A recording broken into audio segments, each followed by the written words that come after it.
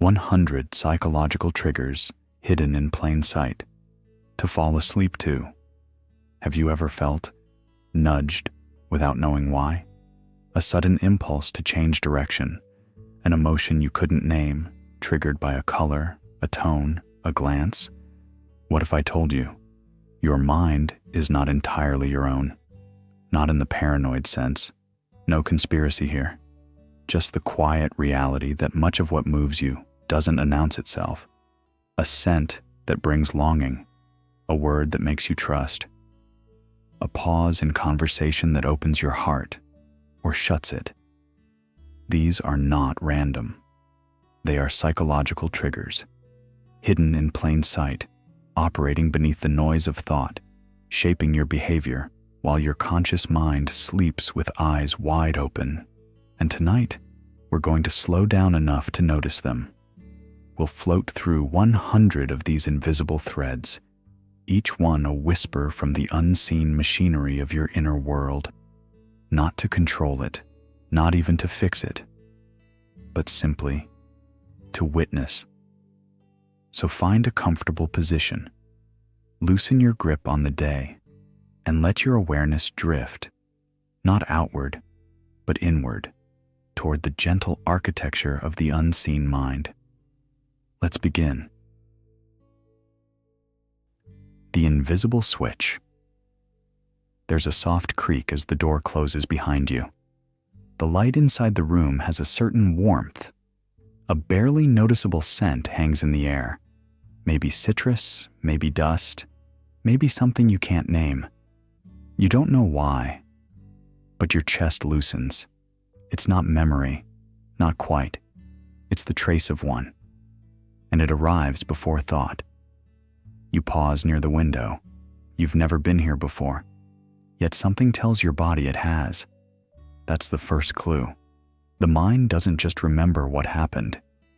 It remembers how something felt, and sometimes it hides the cause in plain sight. Do you ever get that feeling? One voice says, casually from across the table. Like when a breeze hits your face and suddenly, you're 7 again? The other smiles, but there's no actual memory. Just that ache, right? That soft ache in the ribs? Exactly, and you don't even know what it's for. That, right there, is a psychological trigger. Not the dramatic kind, not the kind that makes headlines or therapy notes, but the quiet ones, the ones that live in wallpaper, or in the way someone laughs. Psychological triggers are subtle stimuli, so ordinary they become invisible. They linger in the corner of your awareness, yet guide you like strings beneath a puppet. They shape mood, action, even attraction. You think you chose the corner seat at the coffee shop. Maybe it was just the way the sunlight fell there, like the kitchen you once felt safe in. You think you like someone's voice because it's deep or lyrical? Maybe it just reminds you of the way someone once read to you long before you remembered being loved. No one ever taught us this in school, that emotions aren't summoned on command. They're called by something older, something quieter. And the trick is, you don't see it happening. You feel a pull toward someone or a distaste for another. You move toward or away without knowing why. Later, you build reasons to explain it, but the trigger already fired.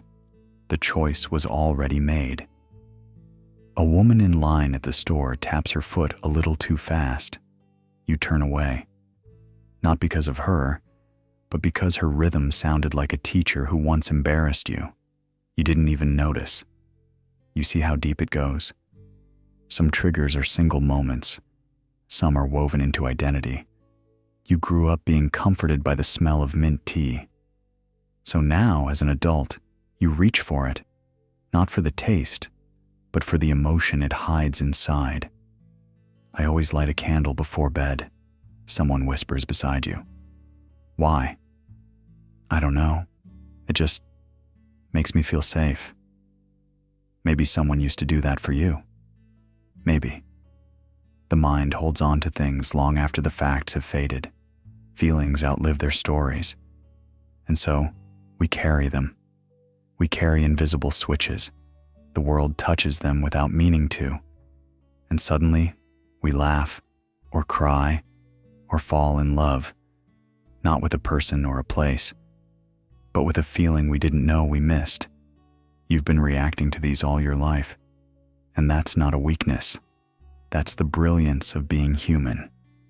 Now, as your breath begins to slow and the weight of the day softens, let yourself notice. Not analyze, not fix, just notice. What tiny signals shaped you today? What feelings arose, uninvited but persistent? What might they be echoing? You don't have to answer, just drift with the questions. Because the subconscious doesn't speak in words, it speaks in nudges. And tonight, it may be trying to tell you something it's carried for years. Not through explanation, but through the hush between thoughts. We'll stay there a while, and soon we'll walk deeper toward the next hidden mechanism. A mirror you didn't know was watching. But for now, let the invisible switches flicker. You don't have to do anything. Just be. That's enough. The mirror effect.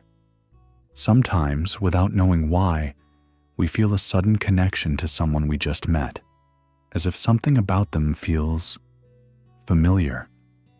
The way they tilt their head when listening, the rhythm of their laugh, the cadence in their voice.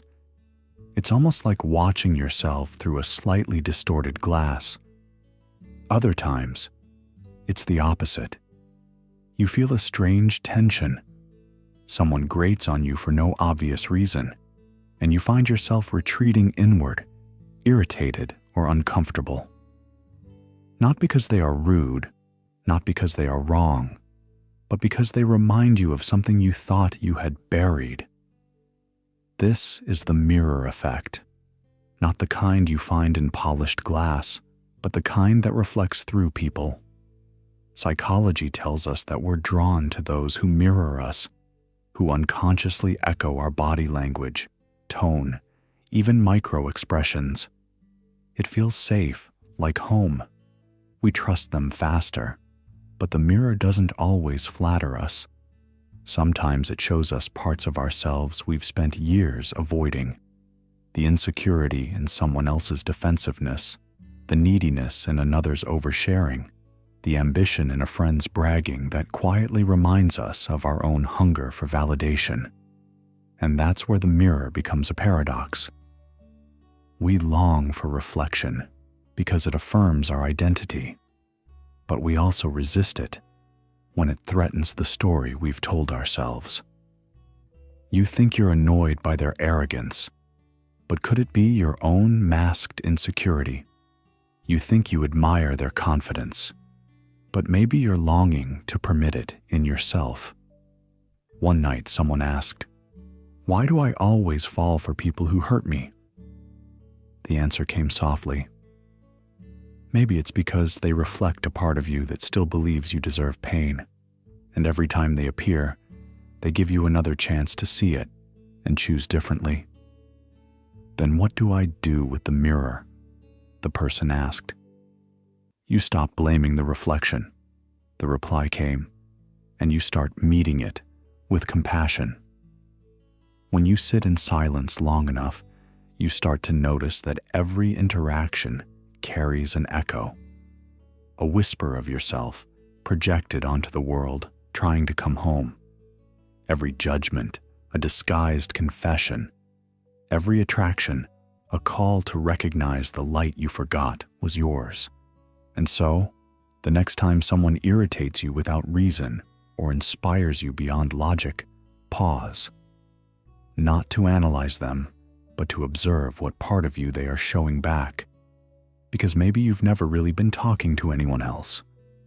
Maybe it's always been a conversation with yourself, played out through the theater of other people's faces. Now, let's step further. Not into the world, but into the mirror behind your thoughts, the one that shifts when you're not looking. The Zeigarnik Loop. You brush your teeth, turn off the light, lie down. The room is still, but your mind isn't. It hums like a fridge that never quite powers down. A conversation you had earlier replays itself, but only the part you regret not saying. The email you forgot to send, somehow louder than everything you did get done. It's not noise, it's something else. A loop that hasn't been allowed to end. There's a reason your mind does this. A silent rule wired into your cognition, the Zeigarnik effect. Named after Bluma Zeigarnik, a psychologist who noticed something simple but strange. Waiters remembered unpaid orders better than ones already served. Tasks left incomplete clung to the brain like static. That's why it happens. You don't remember the chores you finished. You remember the one you meant to do but didn't. You don't feel haunted by conversations that ended. You feel haunted by the ones that didn't. The ones with the awkward silence at the end. The words that almost came out but stayed lodged behind your teeth. Do you ever replay arguments in your head? Only the ones where I never said what I meant to. Same. It's like my brain keeps the tab open, waiting for a reply that won't come. Exactly. Like a page loading forever, even though the Wi-Fi's fine. That's what makes cliffhangers so addicting. It's not the plot, it's the pause, the space that demands completion. Your brain feels responsible for tying the knot, and when it can't, it loops. Not to torture you, but to protect you, to keep the door open in case resolution wanders back in. But here's the paradox. Sleep itself is a form of closure, and yet the very loops that resist closure are what keep you awake. A task unfinished is like a light left on in another room. It doesn't blind you. It just keeps you from fully entering the dark. But there's a quiet secret here. You don't have to finish everything to let it rest. You don't have to respond to every message or resolve every thought. You just have to step out of the loop. Not with control, not with solutions, but with presence. I never told him how I felt. And do you think that would have changed how you feel now? I don't know. Then maybe it's okay not to know. Maybe that's enough to let it go. So tonight, we begin closing loops, not with answers, but with gentle acknowledgement, one breath at a time, not by fixing the unfinished, but by seeing it for what it is, an echo, not a command. Let your mind know that it's safe now, safe to stop spinning, safe to forget, safe to sleep, because even an open loop loses power when you no longer feed it attention. Let's move now, slowly, into the next layer, into the space where tension softens, not by completion, but by release. Choice. Fatigue. You walk into a store. Shelves stretch out like a maze of possibility. 12 brands of water, each boasting purity, minerals, and source stories. You reach out, then hesitate. What was supposed to be a simple task becomes strangely heavy. You don't feel powerful, you feel tired. This isn't luxury, it's quiet panic wrapped in fluorescent lighting. This moment, when too many options blur into a gray static, isn't about preference anymore. It's about capacity. Psychological studies call it choice fatigue, a gentle-sounding phrase for something that quietly drains our cognitive resources. Each decision draws from a finite reservoir of mental energy, and when that well runs low, we don't just make worse choices, we begin to avoid them entirely. You scroll past the same movie on 5 different streaming apps and still say, "There's nothing to watch." Not because the content is bad, but because your mind is tired of deciding. Ironically, the freedom to choose was meant to liberate us. But when everything demands attention, notifications, ads, colors screaming for relevance, the result is paralysis, not empowerment. Too much choice becomes its own kind of trap, a cage with invisible bars, endless options, but no clarity. It's not that you don't care. It's that you've been asked to care too many times today already. Two friends sit in a quiet kitchen late at night, the clock ticking like a lullaby. I spent 15 minutes picking a shampoo. Same. I just walked out with none. I couldn't do it anymore. They laugh. Not because it's funny, but because it's familiar. In a world overflowing with options, simplicity becomes a balm. And so people begin to crave less, not out of minimalism, but survival. The mind reaches for stillness, like a tired child reaches for sleep.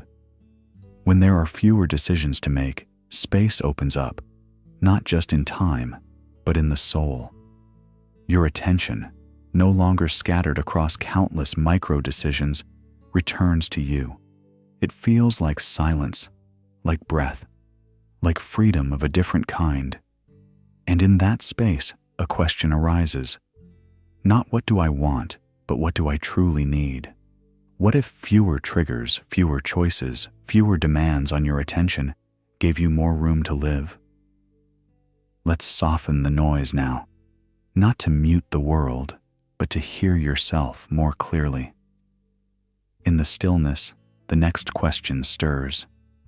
Not what should I choose, but what quietly, patiently, has already chosen me. The spotlight illusion. It starts with something small, a stain, a stumble, a word mispronounced in a meeting. And suddenly, there it is, that burning heat at the back of your neck, that strange awareness of your hands, your voice, your breathing, as if 1,000 invisible eyes are on you, waiting, judging. But are they? You look around, expecting glances, whispers, quiet smirks. Yet most people remain locked in their own bubble. And that's the trick. They're busy feeling the same thing.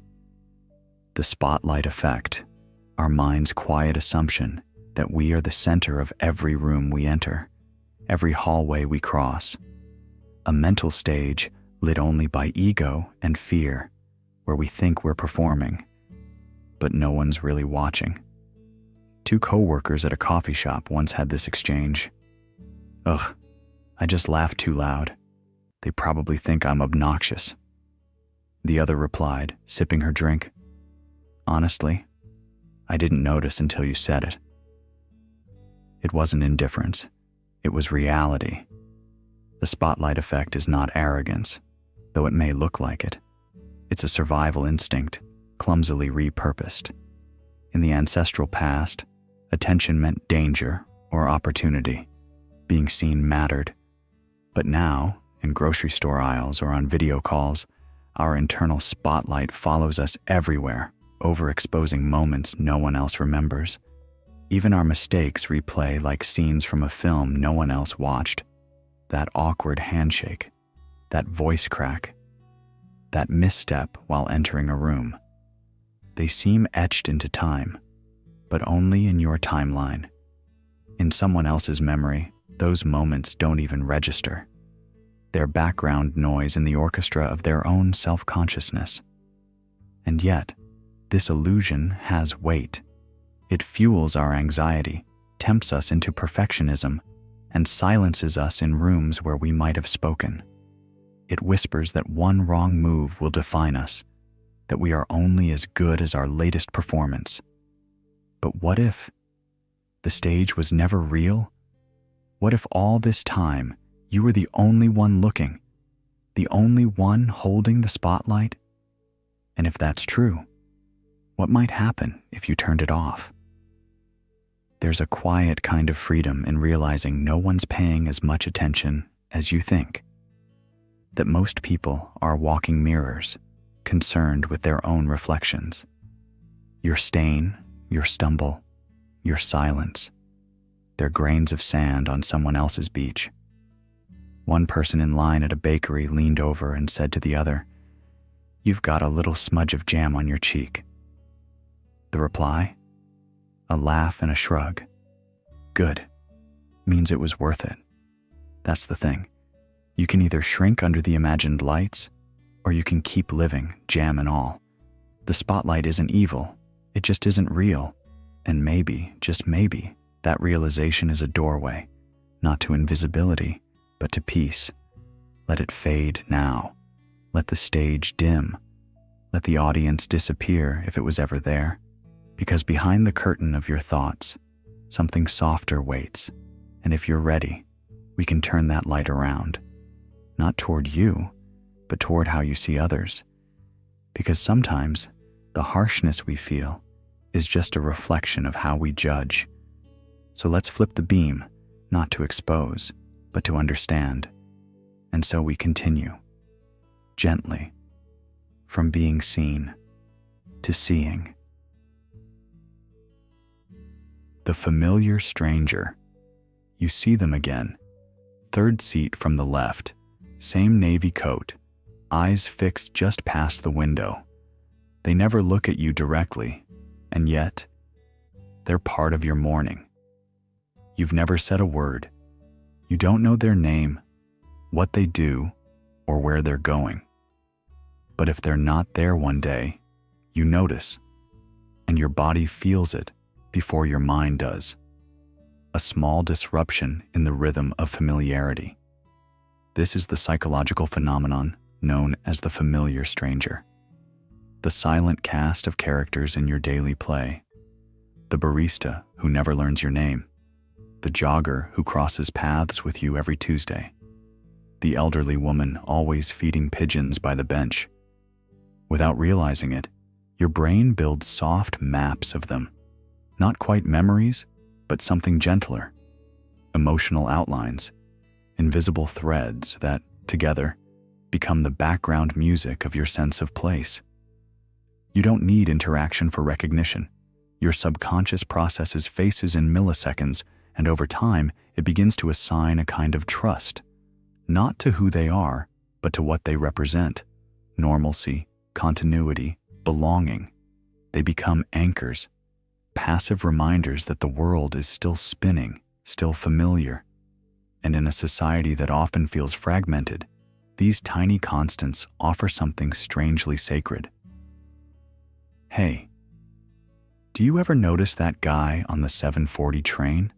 The one with the leather briefcase? The one who reads the same book over and over? Yeah. I've never talked to him, but I'd miss him if he stopped showing up. Exactly. Isn't that weird?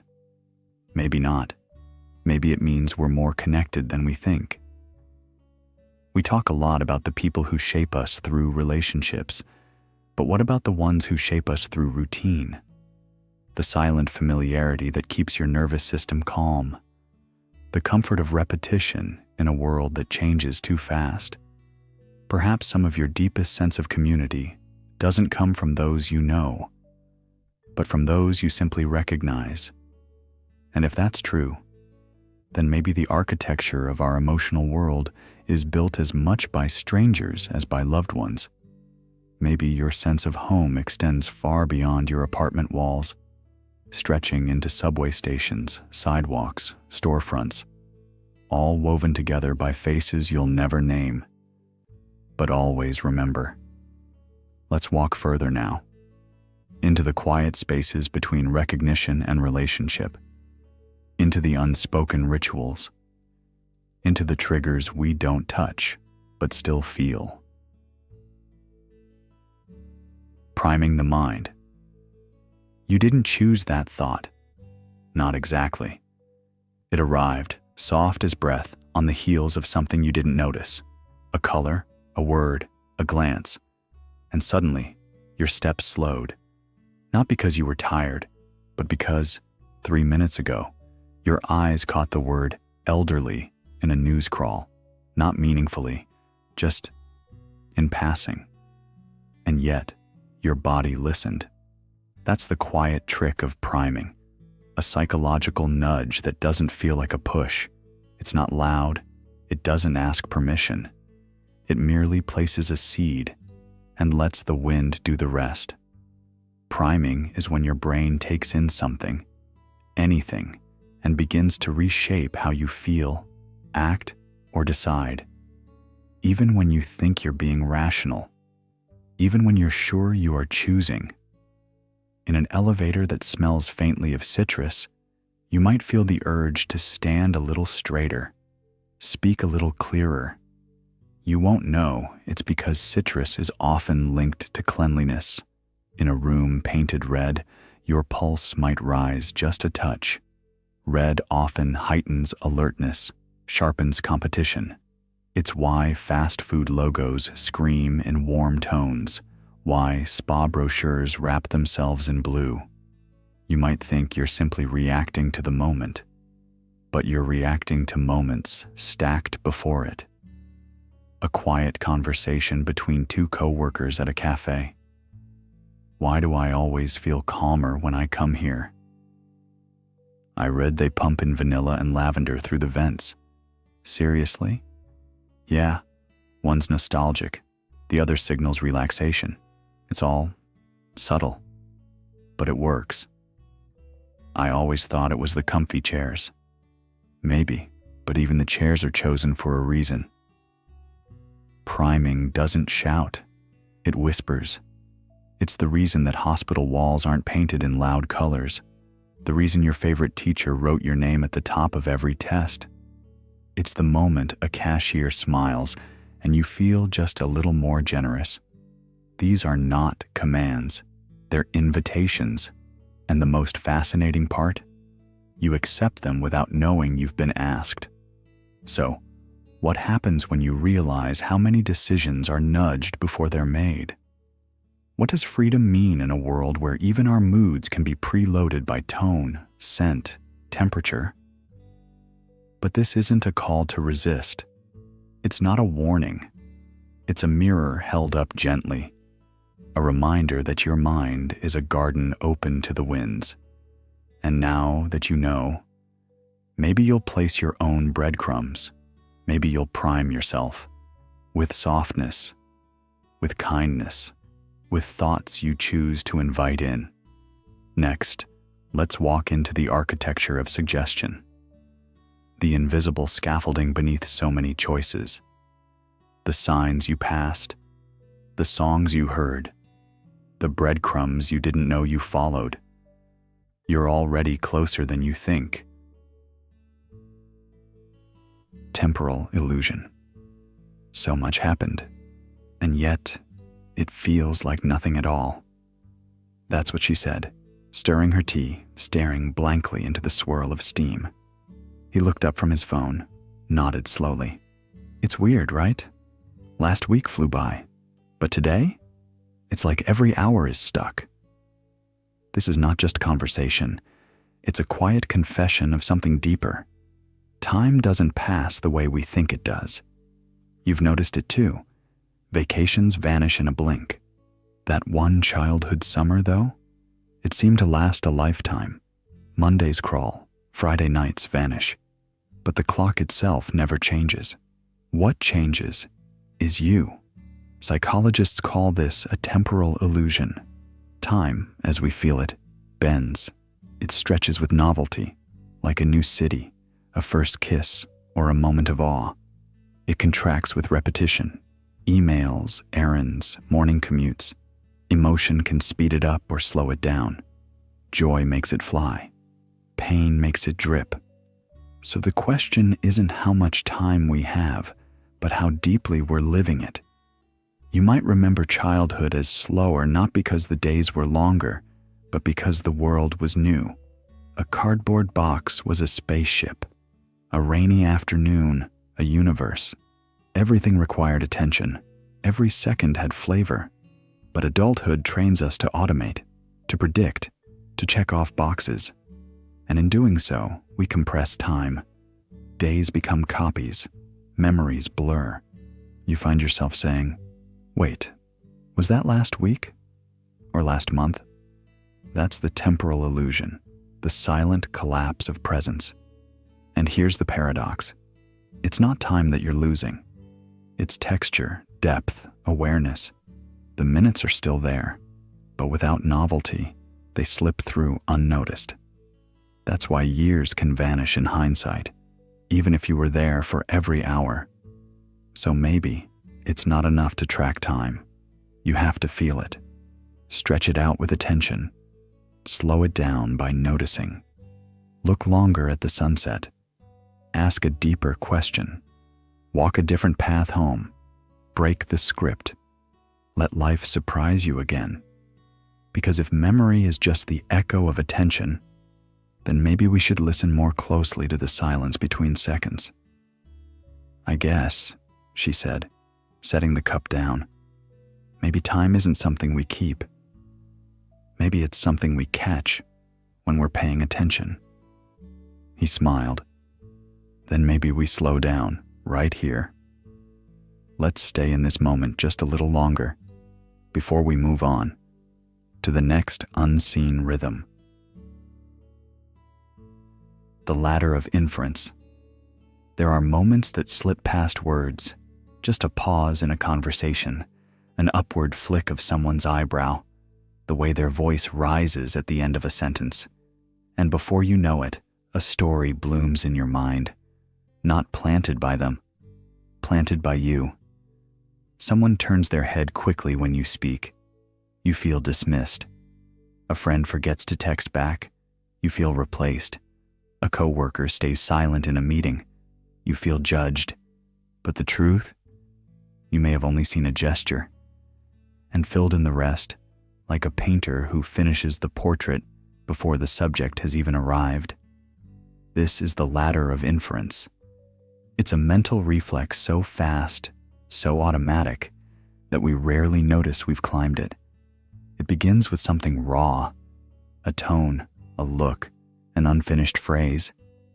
Then, almost immediately, we select certain details, filter others out, and layer them with meaning.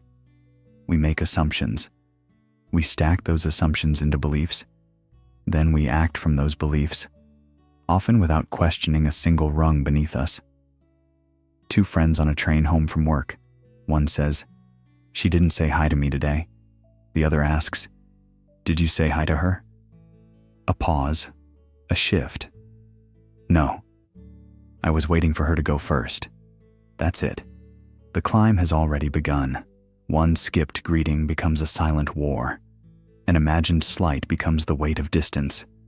And suddenly, your heart responds to a scene that never truly played. The ladder explains not just misunderstandings, but the arguments we hold inside our own heads. Entire dialogues we never speak aloud. Apologies we wait for. Offenses we defend. Judgments we pass on strangers who barely existed in the frame. It is astonishing how often we live in conversations that never happened. But here's the softness in the revelation. None of it was malicious. It was meaning, rushing to fill the space where clarity hadn't landed yet. Your mind, in its eagerness to protect and predict, built a tower of thought on a pebble of perception. And if we can climb it, we can also descend. Back through the stories we told ourselves, back through the glances that might have meant nothing, back through the filters we applied when we were tired, hurt, or just uncertain. We can return, not to naivety, but to presence, to the unadorned moment, a sigh before judgment, a breath before belief. Maybe the silence wasn't cold. Maybe it was shy. Maybe the delay wasn't rejection. Maybe it was distraction. Maybe the look wasn't disapproval. Maybe it wasn't about you at all. Step by step, we touch ground again. So rest easy now, listener. If your mind wanders back to something someone said or didn't say, let it drift. The ladder doesn't need climbing tonight. The moment, as it is already enough. Now let's move gently forward to the next hidden mechanism of the mind, where attention turns not to others, but to the quiet colors of your own perception. Emotional contagion.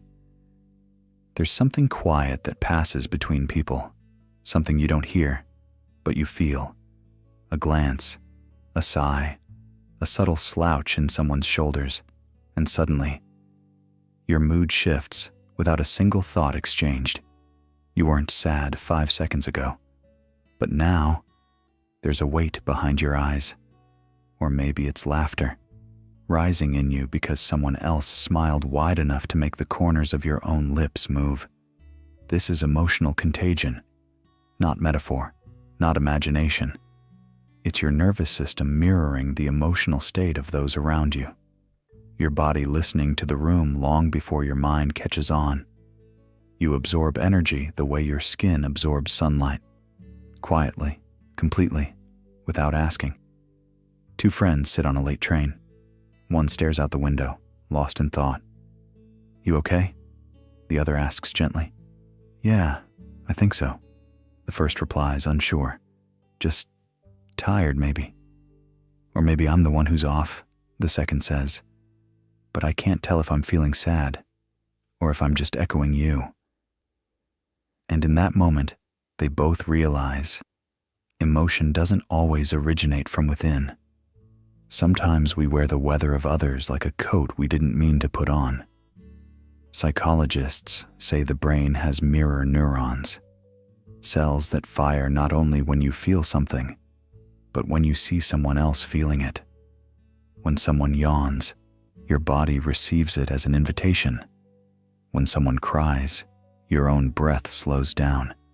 Your brain says, join them, feel with them. So it becomes a dance of invisible signals. Your smile may have been borrowed. Your anxiety may not be yours alone. The room you walked into didn't speak, but it did tell you everything. There's a reason the air in a funeral feels thicker than air at a wedding. And it's not just culture or ritual. It's resonance. We don't just sense emotions. We broadcast and receive them like silent radio towers.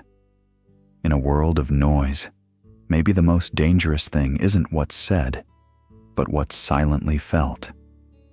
You think you're alone with your mood, but it may be your coworker's stress, your partner's tension, a stranger's grief you passed at the store and didn't even notice.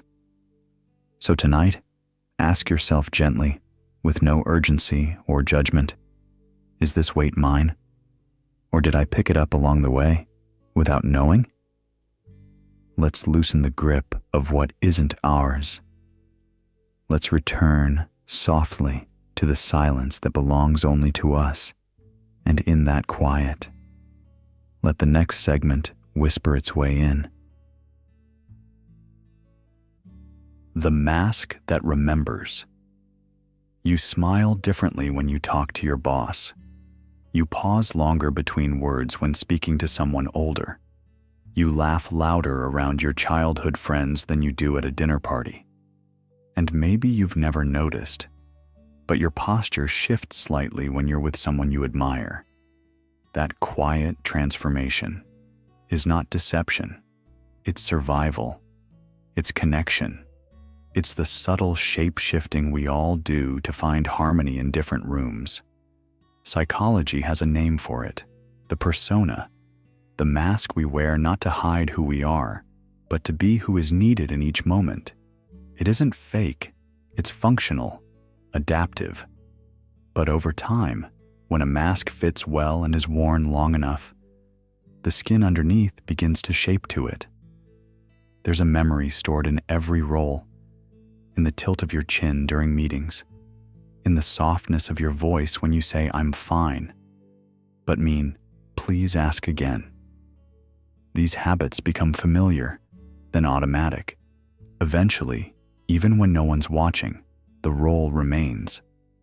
A man once said softly, "I'm not sure I know how to speak if I'm not being listened to." His friend replied, "Maybe that's why silence feels uncomfortable. We don't know who we are without someone else's gaze shaping it." It's not just what we perform, it's how we practice. Day by day, the mask grows muscle. The actor forgets the script was ever optional. And here's the gentle truth. Many parts of who we are were rehearsed, not chosen. You wore confidence like a coat when you had to. You repeated politeness until it settled in your bones. You survived hard days by pretending you were fine. And slowly, fine became believable. Not because it was true, but because it had rhythm. So what happens when you pause, when the audience leaves, when the applause is gone and the curtain doesn't rise again tomorrow? Do you recognize the silence? Or has it become foreign, like a room you once knew but haven't visited in years? There's no shame in performance, but there is power in awareness, because only by noticing the mask can we decide when to set it down. One evening, someone held the elevator for a stranger and said, "I almost didn't recognize you without your tie." And in that passing sentence was a revelation. Sometimes, the person we are when we're not trying is closer to the truth than any polished version. Tonight, let your face rest. Let your role rest. Let the version of you who was enough for everyone else take a step back. You are not the job title. You are not the apology you rehearsed. You are not the smile you practiced in mirrors before first dates. You are the breath beneath all of it. And as we drift gently now into the next space, we'll ask not just who you are, but who you've practiced so long you forgot was ever a rehearsal. The sunk cost trap. There's a quiet weight we carry sometimes, not on our backs, but deep behind the ribs, a tug that says, "You can't quit now, not after all you've given." It's not logic speaking, it's history, a history of hours, effort, emotion poured into something that no longer feeds us. You stayed in that job longer than you should have, not because it brought joy, but because it once did.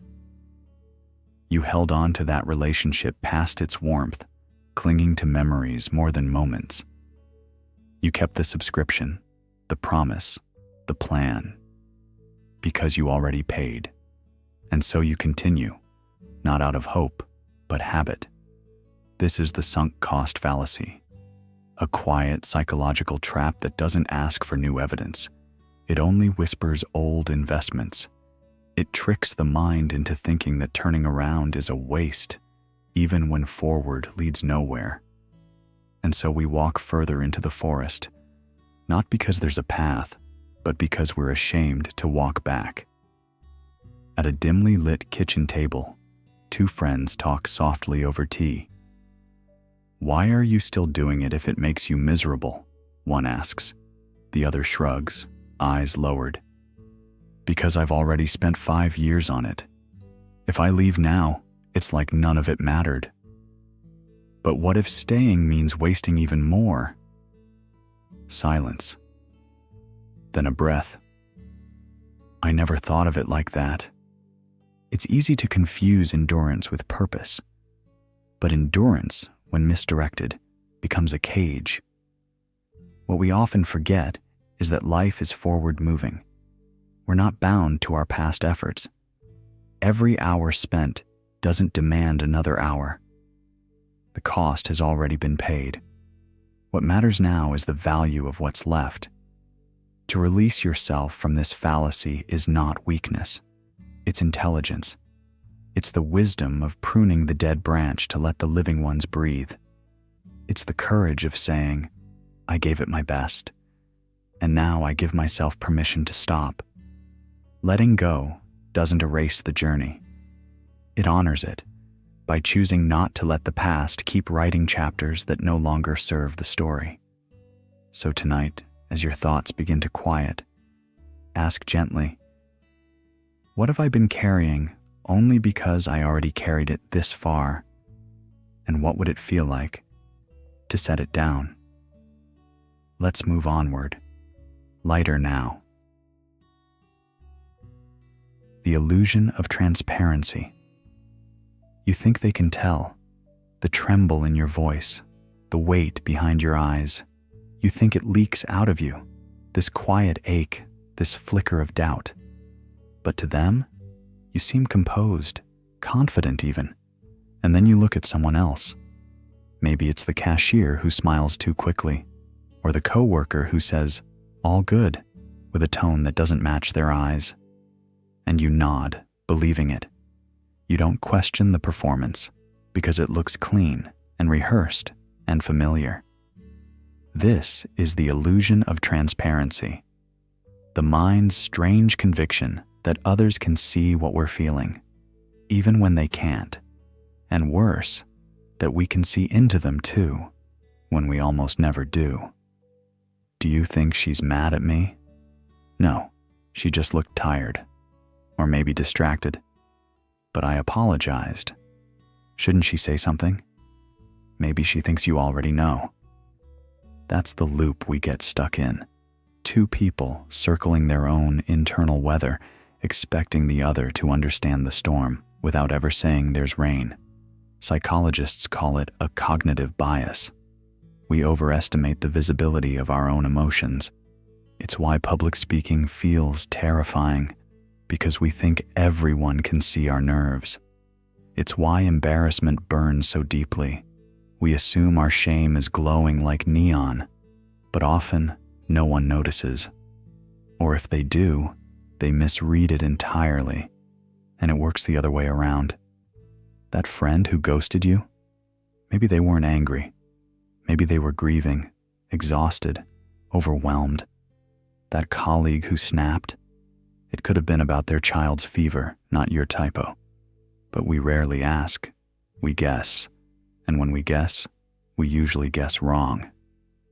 Still, we carry on like clairvoyance, thinking we can read the small twitch in someone's mouth or the shift in their tone, as if it were a clear sentence, as if everyone wore subtitles beneath their expressions. "I thought you were fine," someone says later, and you respond, "But I thought you were." How many relationships hang by a thread of mutual misreading? How many "I'm okays" are whispered into a void, hoping someone will call the bluff? And yet, we go on, walking through the world in glass houses that aren't actually transparent, hoping someone will tap the walls gently and say, "Tell me what I'm not seeing." Sometimes all it takes is one real moment, a sentence not polished, a pause where we usually deflect, and suddenly the illusion fades. Not because we learned to read minds, but because we dared to ask. Tonight, let that be enough. Not to be fully known, but to begin the practice of asking, softly, gently, what lies beneath the surface. And as we slow down, drifting further inward, we loosen the grip of that illusion. Next, let's listen beyond what's spoken, to the pauses, the silences, and the quiet truths waiting there. Psychological baggage.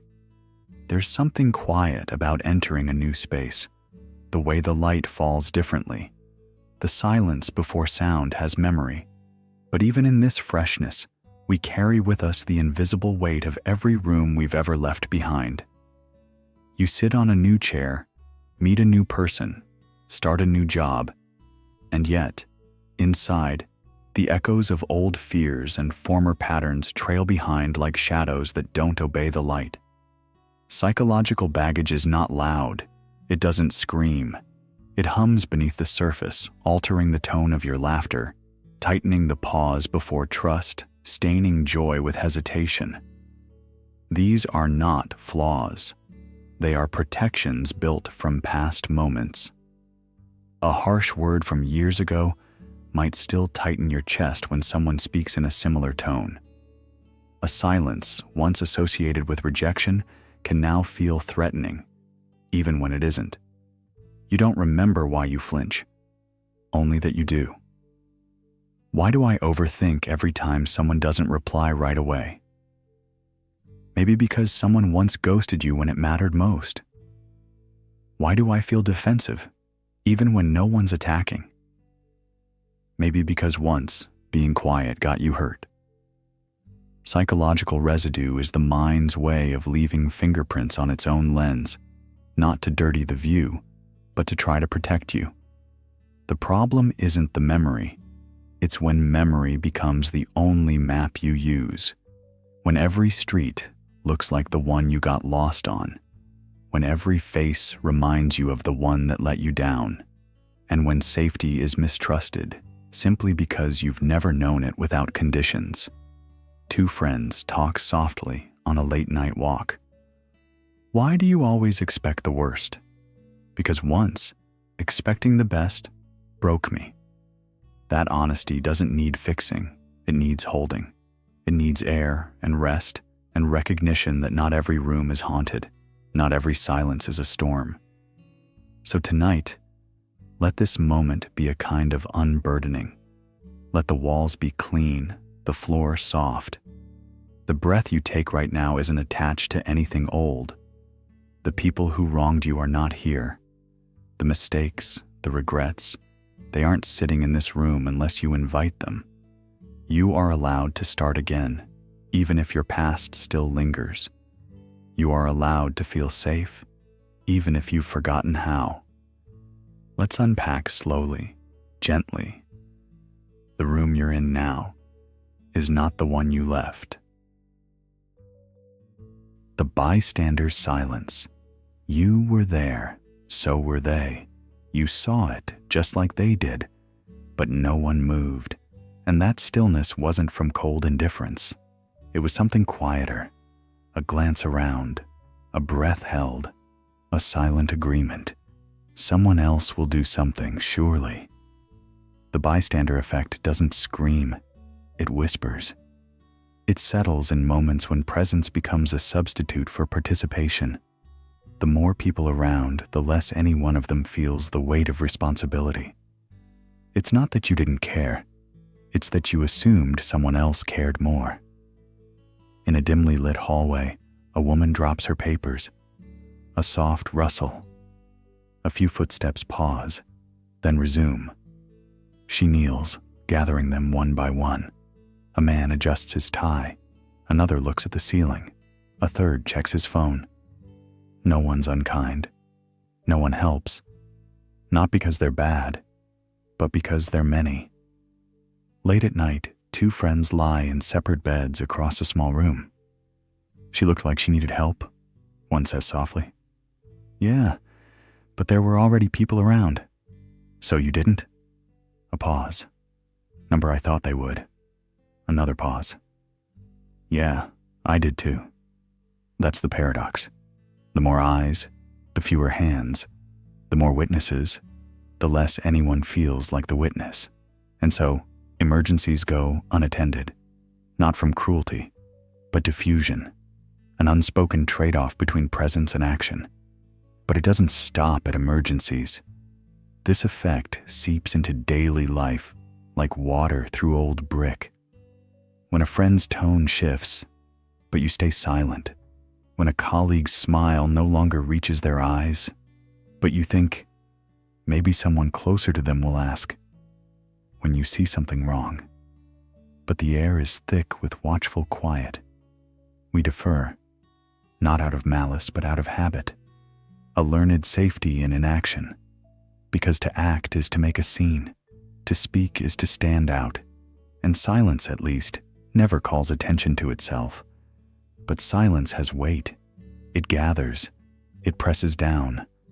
Over time, it becomes a second skin, familiar, protective, and quietly suffocating.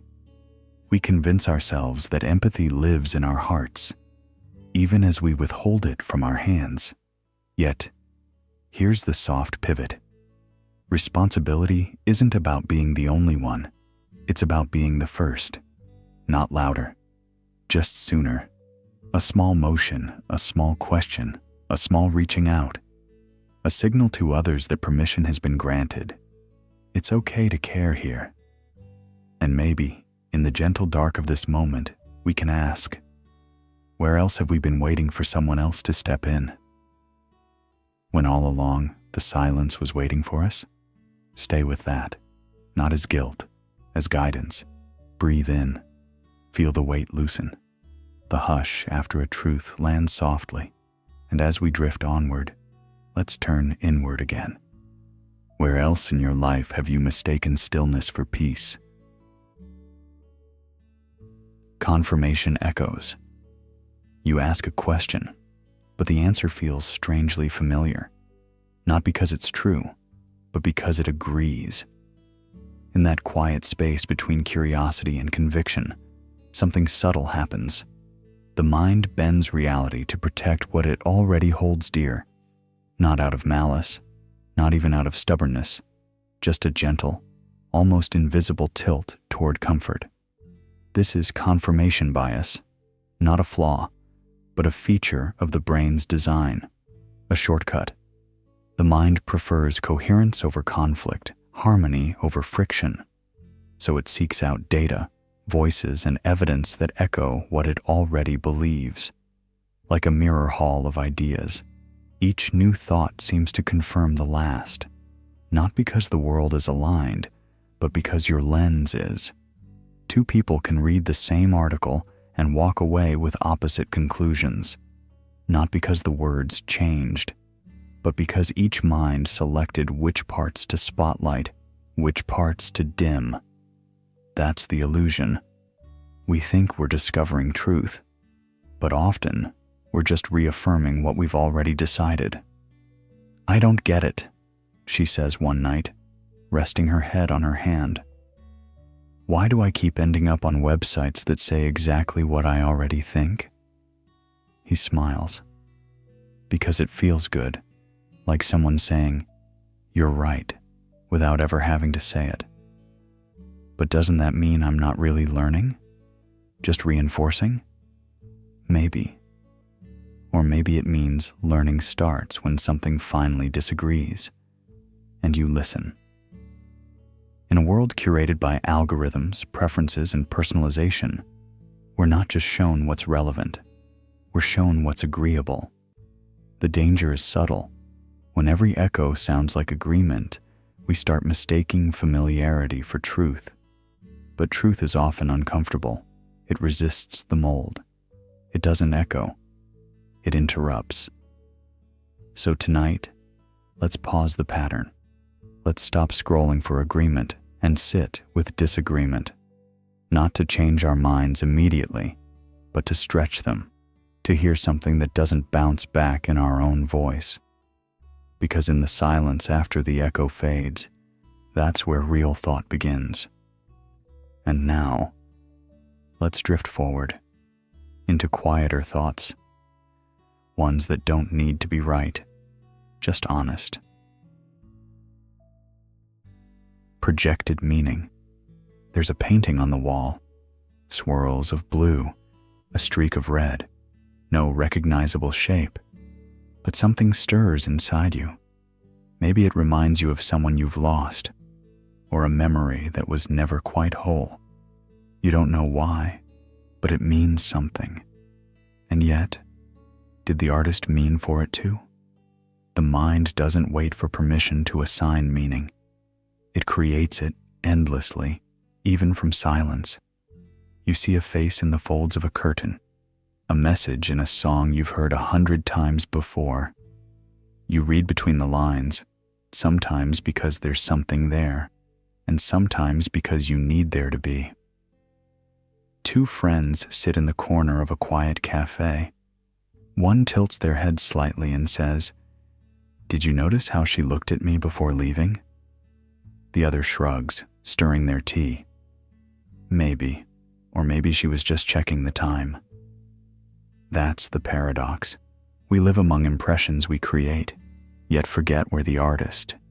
This isn't delusion, it's function. Our brains are sculptors of significance. A shadow across the floor isn't just a shadow. It might be a warning, or a comfort, or both. The same shape can feel threatening at dusk and poetic at dawn. Children do this naturally. They see stories in dust motes and heroes in the pattern of tiles. But adults are subtler. We make meanings in glances, pauses, unread messages, and songs that shuffle on at just the right moment. Even the way someone lingers by the doorway can feel like a confession or an invitation, depending on the frame we've already painted in our minds. It's how we survive and how we suffer. Because sometimes we confuse projection with truth. We assign motives to strangers. We see judgment in silence. We mistake coincidence for fate. And slowly, the world becomes not what it is, but what we fear or hope it to be. On a train ride home, a man offers his seat. The woman hesitates. "Are you offering because I look tired?" "No," he smiles gently. "Just because you're here." Was it kindness, flirtation, guilt, or nothing at all? She'll never know, but she'll decide anyway. And that decision will ripple. We color the world with past wounds and secret wishes, with love unspoken, with needs unmet. The sky doesn't ask us to see faces in the clouds, but we do. Because we're looking for familiarity in chaos, patterns in uncertainty, and meaning, even in the meaningless. This isn't a flaw, it's the poetry of the psyche, the ability to turn randomness into ritual, confusion into comfort, to believe the universe winked just for you. But tonight, as your thoughts soften and fade, gently notice the canvas. What have you been projecting today? What shape have you drawn over someone else's silence? What truth have you assigned to a story that never asked to be written? Breathe out. Let the colors blur. Let the brush fall from your hand. Next, we'll meet the stories we tell that never asked to be true. The Loop of Rumination. You lie in bed staring at the ceiling. That one sentence, what they said or what you didn't, echoes like a whisper carved into silence. It replays with microscopic precision. The pause before the words, the tone you now second guess. And again, you rewind, like a broken record that still spins, hoping this time it will end differently. But it never does. Rumination is often mistaken for reflection. One is a mirror, the other, a whirlpool. Reflection helps you grow. Rumination drags you down in a quiet spiral of mental overactivity. You might think you're trying to solve something, untangle a knot of what-ifs, but in truth, you're simply tightening the rope. It mimics movement. It mimics purpose, but it leads nowhere. Two friends sit on a porch. One stares into the night sky. Do you ever replay things you said years ago? Sometimes, but I've learned something. What? Not everything broken needs to be fixed. Some things just need to be let go. Ruminating is like scratching at an old wound, hoping to heal it faster, but only making it bleed. You don't need to go deeper to escape it. You need to rise above it. But that's the trap. The more urgent the feeling, the harder it is to stop. It tricks you into believing that one more thought, one more angle will bring peace. Instead, it buries you deeper into your own mind. The brain, in rumination, becomes like a hallway of mirrors. Each turn offers a reflection, but not an answer. You see the same moment refracted through guilt, anger, confusion, never resolution. The emotional charge stays alive not because the moment demands it, but because you keep fueling it with attention. And here's the quiet truth. Stopping the spin isn't weakness. It's an act of reclaiming space, of remembering that not every mental itch deserves a scratch, of choosing to rest, even when the thought insists on being heard. So now, in this moment, we pause, not to solve, not to reframe, but to stop. The thought may still be there, like static in the background, but you don't need to listen. Let's exhale. Let's soften the grip. The mind will always offer loops, but peace often waits on the outside of them. And now, gently, we step off the carousel, and into stillness. Let's learn to release, not by solving, but by stopping the spin. Cognitive dissonance. You said you'd never be the kind of person who walks away, but today, you did. There's a pause inside the heart when action and belief part ways. A quiet crack, almost imperceptible, like ice shifting under your weight. You believe you are fair, yet you cut in line. You pride yourself on empathy, yet scroll past a cry for help. And then, a flicker of unease. That's not me, you whisper. But it was. Cognitive dissonance isn't loud. It doesn't shout in moral lectures. It hums in the background like a song slightly off key, disorienting because you almost recognize it. The mind, craving harmony, leaps to smooth the discord. I was tired. They deserved it. It wasn't that bad. Tiny edits, subtle justifications. And without realizing, your memory, like a painter covering over an old mural, begins to reshape itself. A woman at a bus stop once said, "I never yell unless I'm pushed." The man beside her nodded. "I don't lie, just soften the truth."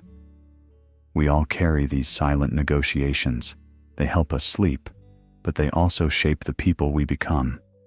Sometimes the dissonance doesn't resolve. It just retreats, lingers in the corner like a light you forgot to turn off.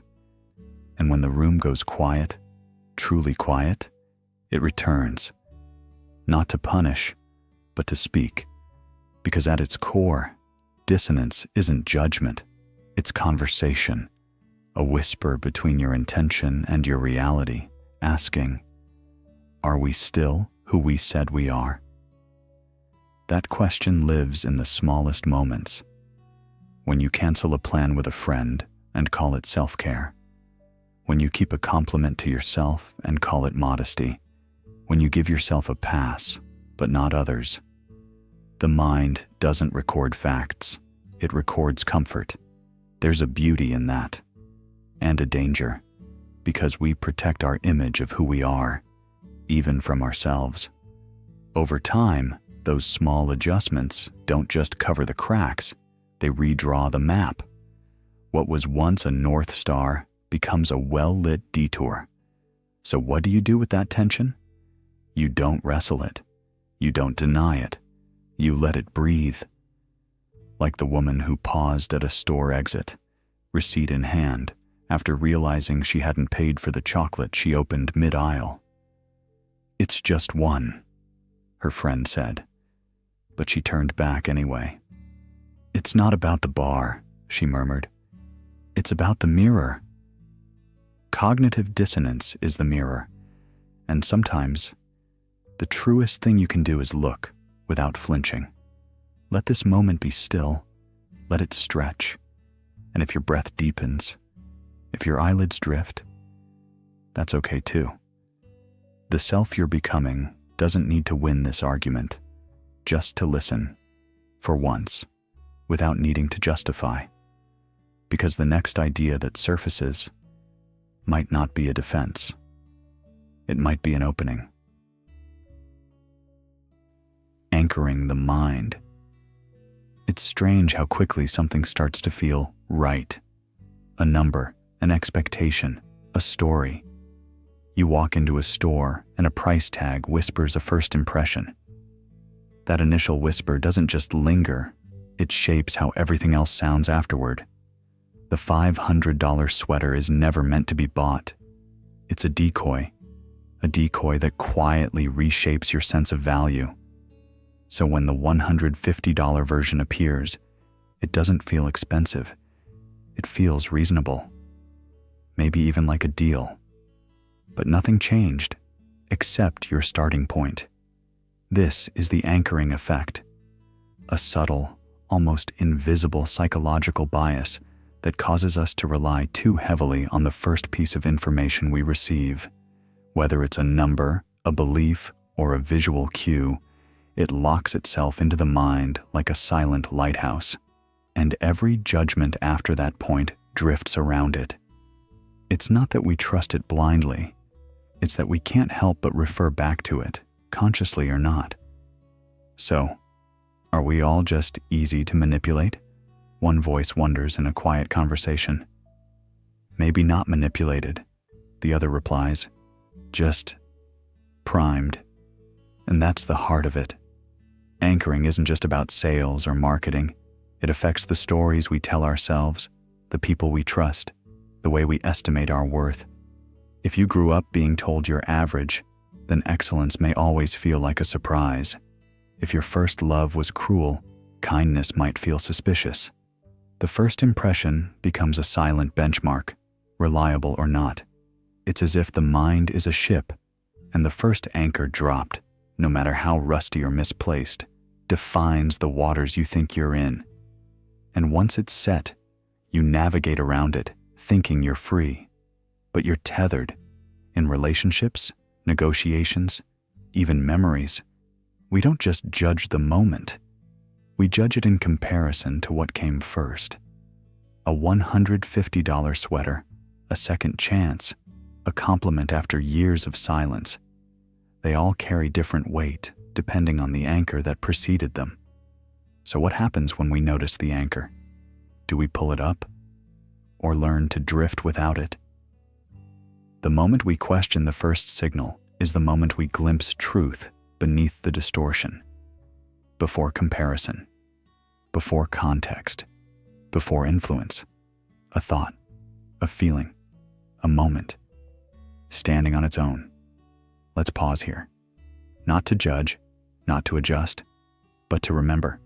Before the first price tag, the first opinion, the first memory, what did you actually feel?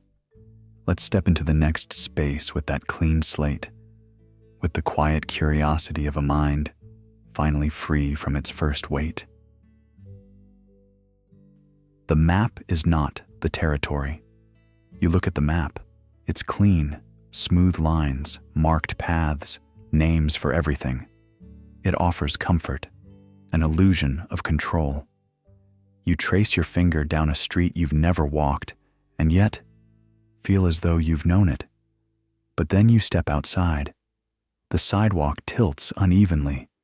Someone yells across the street. A gust of wind carries the smell of jasmine from a window you can't see. And suddenly, the map feels silent, too still to speak for the messiness of here. Late at night, a voice murmurs beside you. Ever feel like your plans are always perfect until people get involved? You glance over, smile, and gravity, and weather, and emotions, none of that fits on a map. They nod, eyes half-lidded with sleep. Maps don't have moods. This idea that the map is not the territory came from Alfred Korzybski. His point was subtle, yet piercing. We often mistake our models for the real thing, our words for the world, our ideas for the truth. And once that happens, we stop looking. We cling to the description instead of the experience. You read forest on a page, but the word doesn't rustle. It doesn't scratch your skin as you walk through thickets. It doesn't have that sudden hush when a bird takes flight. Words reduce. Labels flatten. Diagrams tidy up the chaos until it no longer resembles the thing it tried to capture. Yet we still carry our mental maps as if they were divine coordinates. Have you ever judged someone based on a label, only to be disarmed by their laughter, their trembling hands, their silence in moments where you expected noise? That's the real territory, where people live not in categories, but in contradiction. A woman once whispered during a long train ride, "People always say I'm strong. But today, I felt so fragile I didn't want to speak. And I didn't respond. I just sat beside her. Because no label, strong or broken, could hold that moment. Even in ourselves, we navigate by maps. I'm anxious. I'm lazy. I'm not good at this. But who drew that map? And why do we follow it as if it were law? Because sometimes It's easier to walk a known path, even if it's wrong, than to wander freely without direction. But what if rest lives outside the charted roads? What if peace only comes when we stop needing a name for where we are? Tonight, let's fold the map, not throw it away. Just loosen our grip. Feel the contours of this very moment, the weight of your body in bed, the softness of breath, the slow dimming of thought. You don't need to describe it. You're already here. Let's take the next step, without plotting the course. Let's walk into the unmarked spaces, where truth hums softly beneath words. The illusion of cause. You put on those old striped socks again, the ones from the night your team made that impossible comeback. You remember the chill of the room, the way you barely moved during the second half, as if stillness could protect the score. And now, you're about to do it again. Not because it makes sense, but because it feels right. The heart leans into ritual where logic offers nothing solid to hold. Our minds are not machines of pure reason. They are story makers, pattern hunters, always weaving moments into meaning. When two events happen close together, we instinctively search for a thread between them. It's how we survived, recognizing that dark clouds precede a storm, that certain berries cause illness, that walking softly near the edge keeps us safe. But this same instinct also fools us. It sees cause where there's only coincidence. It whispers that your socks helped win the game, that your wishful thought nudged reality, that you knew something all along. In psychology, it's called illusory correlation, a phantom connection. Two things happen, and suddenly they become fused in memory. One made the other happen. The coin you flipped before the interview, the song that always seems to play when good news arrives, the number you avoid after a bad day. We assign significance because the alternative, that things just happen, feels too loose, too unstable. This illusion feeds superstition. It feeds conspiracy. It fuels rituals we don't even question. But here's the beautiful twist. It also gives birth to intuition and myth, to art, to culture, to the moments where we feel something is true even if we can't prove it, 'cause doesn't need to be real to be powerful. It just needs to be felt. Do you really think your lucky coin helped us win that night? I don't think it did. I just didn't want to not carry it, you know? So, you believe in it? Not exactly, but believing in something made me feel steadier. Even if it's not real? Maybe it doesn't have to be. Maybe feeling like there's a reason is the reason, and so we continue, gently suspended in that space between faith and logic. Maybe the rain came because you left your umbrella. Maybe not. But in the back of your mind, a quiet voice connects the dots, and suddenly, randomness feels a little more manageable. Let's rest now in that uncertainty. Not everything must unfold according to plan, but our need for cause, for meaning, is no flaw. It is the poetry of the mind trying to make peace with a silent universe. As we drift forward, ask gently, if nothing had to mean anything, would we still want it to? Social proof. You walk past two storefronts. One is bustling, the other nearly silent. Your body tilts, subtly, toward the one with noise, toward motion, laughter, life. You didn't weigh the options. You didn't pause to analyze. You followed. And maybe that was the whole decision. We are creatures of proximity. When unsure, we reach for the warm hum of others. It's not weakness, it's ancient. Long before cities and coffee shops, survival meant staying close to the tribe. If everyone ran, you ran. If they ate it, You ate it. The cost of deviation could be death. The instinct remains, but the jungle has changed. Social proof is the invisible nudge that says, if they're doing it, maybe I should too. It's why applause spreads like wildfire, even when no one's quite sure what they're clapping for. It's why laughter in a quiet room feels like permission, and silence feels like a verdict. Two friends walk down a hallway after class. You going to the event later? I don't know. I heard it was kind of boring. Yeah, but everyone's going. Okay, I guess I'll go too. Notice what just happened? The decision wasn't about desire. It was about alignment, about not being the one left out, left behind, or left wondering if you missed something everyone else understood. But there's something deeper here, something soft and strange.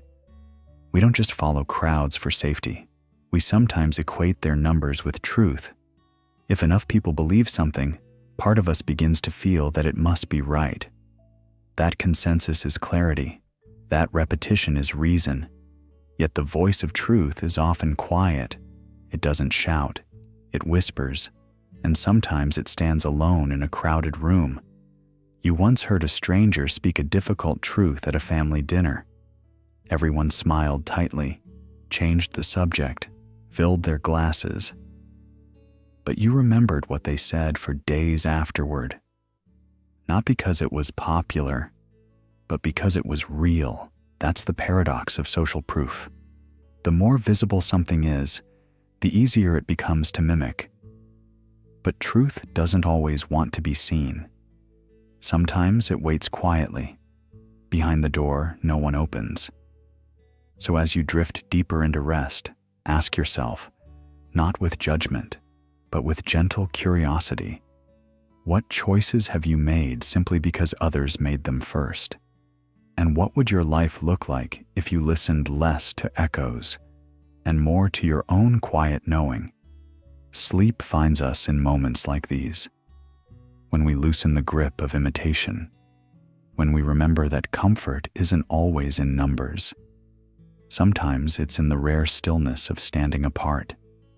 Let's step gently out of the crowd, just for now, just to feel the air without voices in it. Because the next question is waiting, soft, clear, and unmeasured by applause. What would you choose if no one was watching? Nostalgia's trap. The radio hums softly in the background. A melody you hadn't heard in years drifts into the room, and suddenly, your chest tightens in a way you can't explain. You're no longer here, in this room, on this day. You're somewhere else, maybe a childhood bedroom, maybe the back seat of a car at dusk, maybe under a summer sky long since faded. For a moment, the world goes translucent, and the past leaks through. But what is it really that you're missing? Nostalgia is a trick of the light, an emotional sleight of hand. It doesn't show us the past as it was, but as we wish it had been. It is memory softened by longing, polished by distance. The heartbreak fades, the awkwardness blurs, the quiet disappointments are buried beneath the warm hum of imagined wholeness. We say we miss the good old days, but more often we miss the illusion, the story we've gently rewritten to soothe the ache of now. Two friends sit on a park bench, watching kids chase each other in the golden hour light. You remember when summers felt endless? One says, a faraway smile on their face. The other chuckles. I remember being sunburned and bored half the time. Yeah, but still. It felt lighter back then, didn't it? Maybe. Or maybe we were just too young to feel the weight. That's the heart of nostalgia. It isn't just about the events we recall. It's about who we were in those moments. The past feels safer not because it was, but because we were smaller inside it. Less responsibility, less uncertainty, less of the scar tissue time inevitably builds. But nostalgia, as comforting as it is, can become a quiet trap. It keeps us gazing backward, longing for a version of ourselves that may never have existed. It can turn into resistance, the kind that slows our steps in the present because some part of us is still running barefoot through yesterday. There's nothing wrong with remembering. The past shaped us. It holds our beginnings, our lessons, even our forgotten laughter. But when we hold it too tightly, when we try to crawl back into an emotional time capsule, we risk losing the truth of today.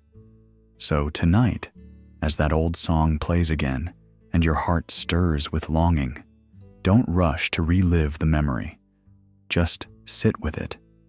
Let it wash through you, not to escape into it, but to thank it for what it gave and release it for what it wasn't.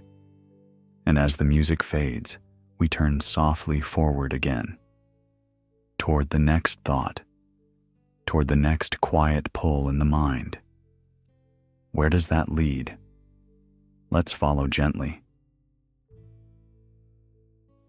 The Endowment Illusion. You glance at an old shirt buried in the back of your closet, frayed cuffs, a loose thread. You haven't worn it in years, but your hand hesitates, because somehow it still feels like you. There's a quiet spell we cast over the things we own, a cup, a jacket, even a broken pen. Once it's ours, it becomes more than an object. It becomes a story, one we subconsciously protect. Psychologists call it the endowment effect, the strange tendency to assign higher value to something simply because it belongs to us, not because it's rare or beautiful or useful, but because it carries our fingerprints. Ownership, it seems, does more than fill drawers. It embeds identity. The mug on your desk isn't just ceramic, it's your mug. And that simple shift in perception makes it harder to let go. In the brain's quiet accounting, loss of the object feels like a loss of the self. Wait, are you really keeping this empty perfume bottle? She looks up, smiles. It reminds me of a summer I can't quite get back. And just like that, we see how things become time machines, anchors to memory, emotional placeholders, even clutter. What some call junk is often a museum of former versions of ourselves.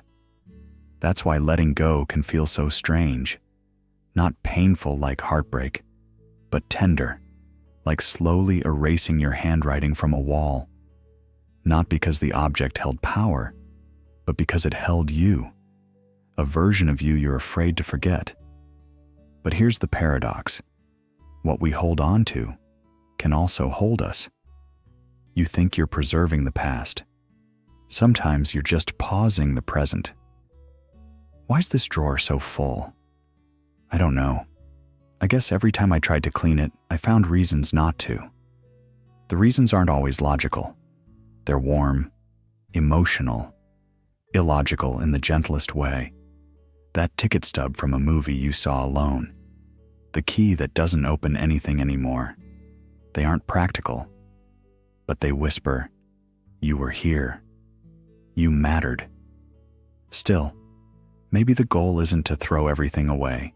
It's to hold with softer hands, to remember that value doesn't live in the object, it lives in your connection to it. And that connection? It doesn't vanish when you let the object go. It lingers quietly in you. Letting go, then, is not a rejection. It's a regrounding, a reminder that you are not your things. You're the space they once filled, and maybe that space is ready to breathe again. Now, as the weight of memory gently lifts, let's move to something else we cling to, only this time, not in our hands, but in our heads. The peak end rule. You don't remember every detail of that summer, not the daily routines, not even the weather, but you remember the laughter during that midnight swim and the silence that followed the goodbye.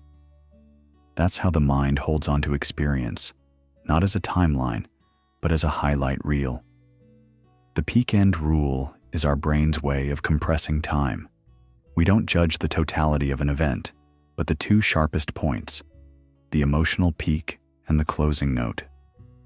A vacation may have been long and ordinary, but if the last night was magical or miserable, it becomes, in our memory, either the best trip of our life or one we'd never repeat.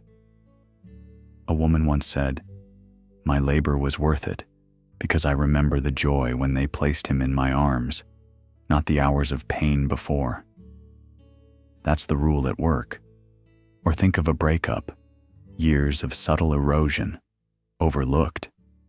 But the final argument and the door closing, that's what stays. That's what defines it. Two voices walking quietly beneath city lights. Do you remember that concert we went to? I can't recall most of the songs. Me neither, but I'll never forget the encore and how you looked at me when the lights came on. We don't live linearly, we live emotionally. And memory isn't a faithful historian. It's a biased editor. The boring, the average, the uneventful, trimmed out. What remains is a fragment that glows brightest and the final note that fades slowest. This applies to pleasure and pain alike. Even medical studies show patients rate procedures more positively if the ending is gentler. Even if the total experience was longer or more uncomfortable, the end matters, the peak matters, the rest dissolves. So what does that mean for the lives we live? Perhaps we put too much weight on beginnings. We obsess over starting strong, over first impressions. But endings, quiet, kind, graceful, shape memory more than we realize. It's not how long the dinner lasted, it's the laughter in the last toast. Maybe that's why some nights haunt us, not for what happened throughout, but for one thing we said, or didn't say. So tonight, as your thoughts soften and the noise fades, don't chase the perfect moment.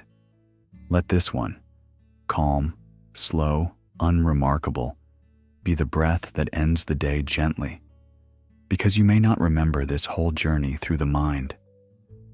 But if this moment lingers, warm and quiet, that might be enough. False memories.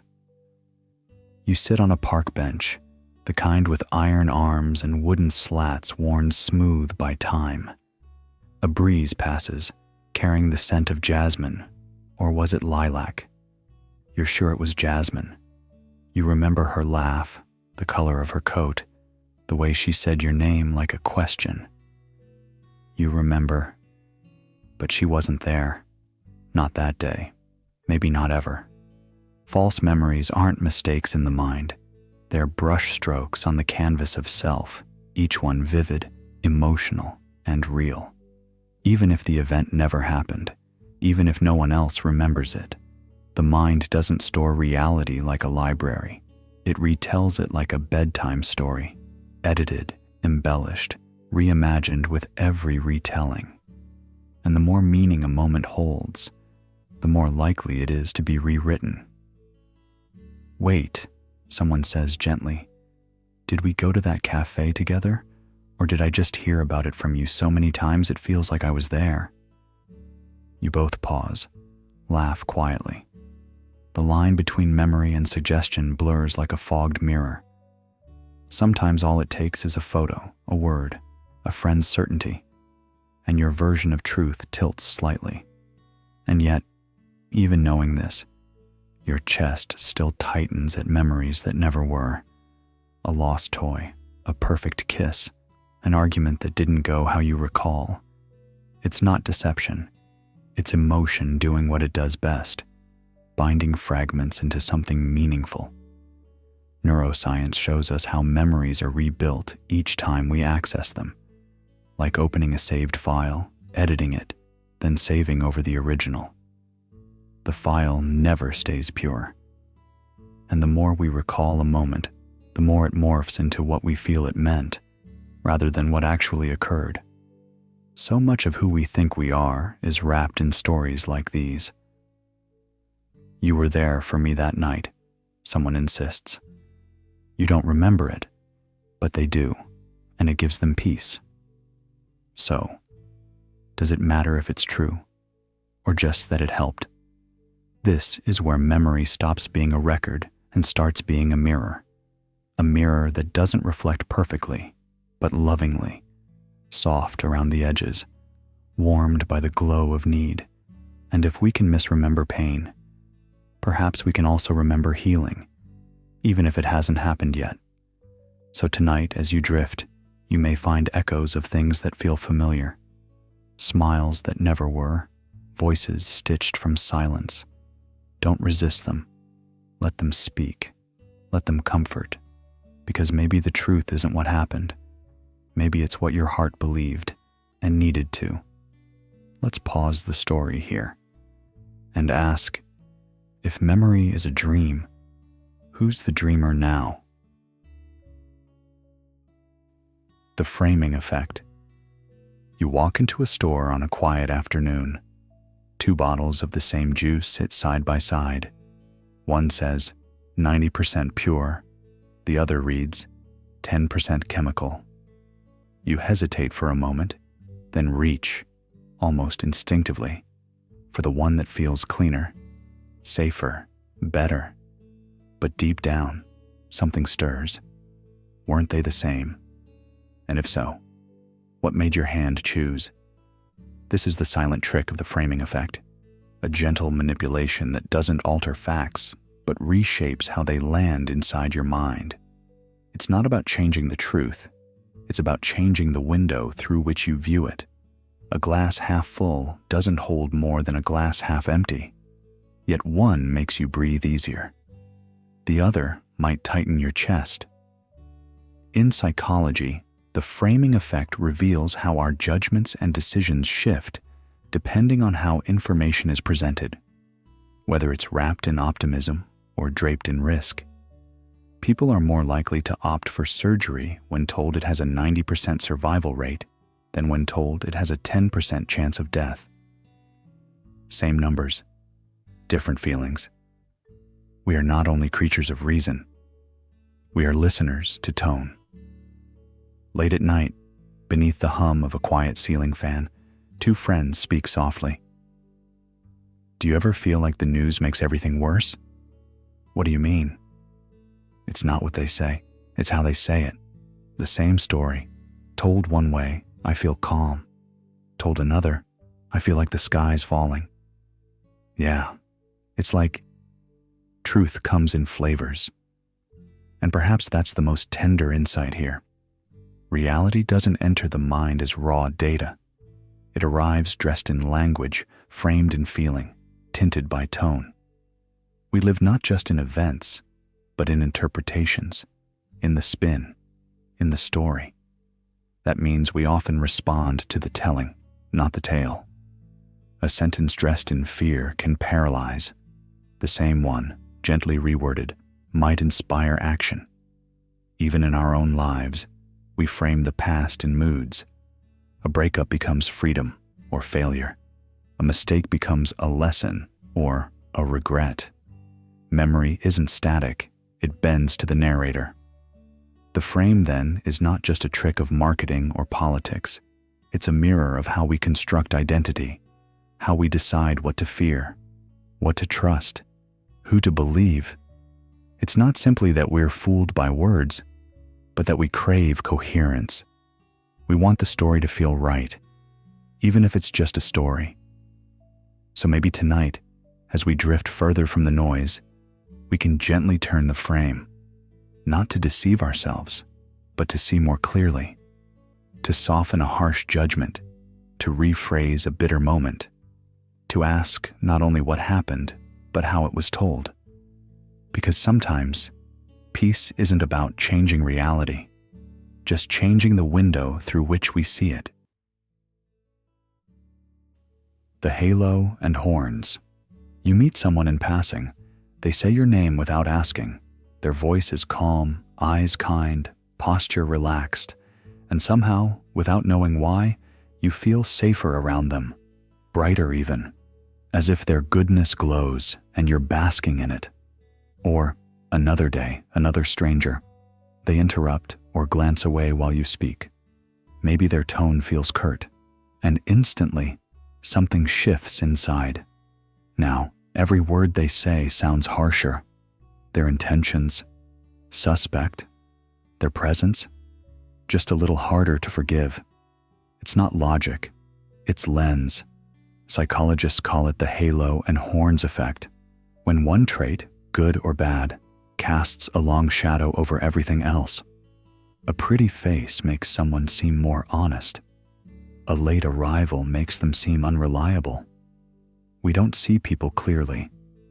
We see through the mood of our first impression, as if tinted glass has been slipped over our eyes. In a small cafe on a slow afternoon, two people speak at the table beside you. He's so organized. His desk is always neat. Does that mean he's actually good at his job? They laugh, but neither answers. Because the mind has already decided. The desk is neat, so he must be good. Or, she snapped at me once. So she's rude?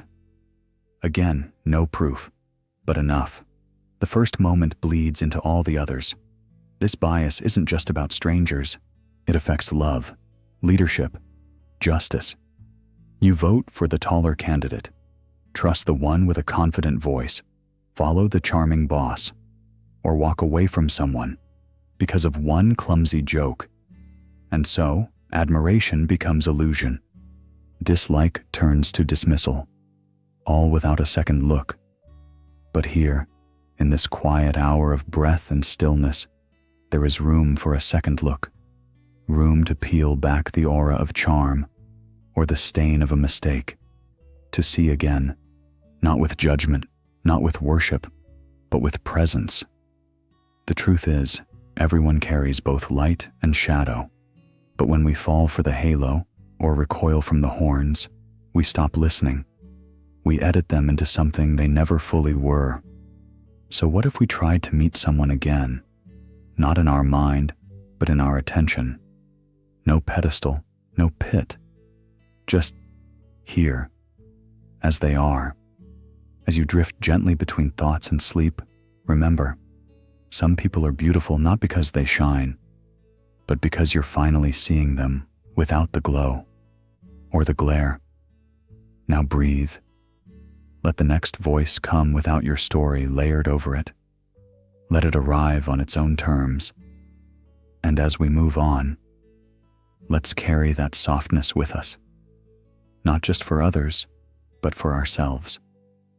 We all deserve to be seen, not through the halo, not beneath the horns, but clearly, quietly, in our full and honest form.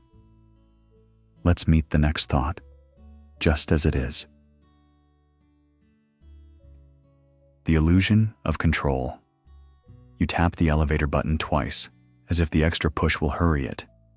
You avoid walking under ladders, not because you believe in bad luck, but just in case. Maybe you carry a keychain someone once called lucky. Maybe you still sit in that same corner booth at your favorite cafe because that's where things once went right. And somewhere in the quiet space between logic and ritual, a whisper stirs. Maybe it matters. The illusion of control is not foolishness. It's not a flaw in our thinking. It's something far more human, a quiet pact between our anxiety and our hope. When the world tilts out of our hands, we cling to symbols that feel like handles, not because they steer reality, but because they anchor us to something that feels manageable. You flip the light switch off and on before leaving the house. Just a flicker of comfort. A trick the brain plays, or maybe a ritual the soul insists on. This belief that our small actions ripple into large effects, even when they don't, eases the ache of powerlessness. It lets us pretend we're not adrift in chaos, but captains with maps, if not compasses. A soft conversation unfolds in the mind. Do you really think your lucky socks affect the outcome? Of course not, but I wore them that one day, and we won. So maybe it's not about winning. Maybe it's about feeling ready. What we call control is often just a choreography of comfort. The body rehearses motions that give shape to uncertainty. The mind stitches stories into randomness. We want to believe that the traffic light turned green because we wished it, that the coin landed heads because we willed it, that love stayed because we said the right words. And yet, reality moves to its own rhythm. Not cold, not cruel, just unowned.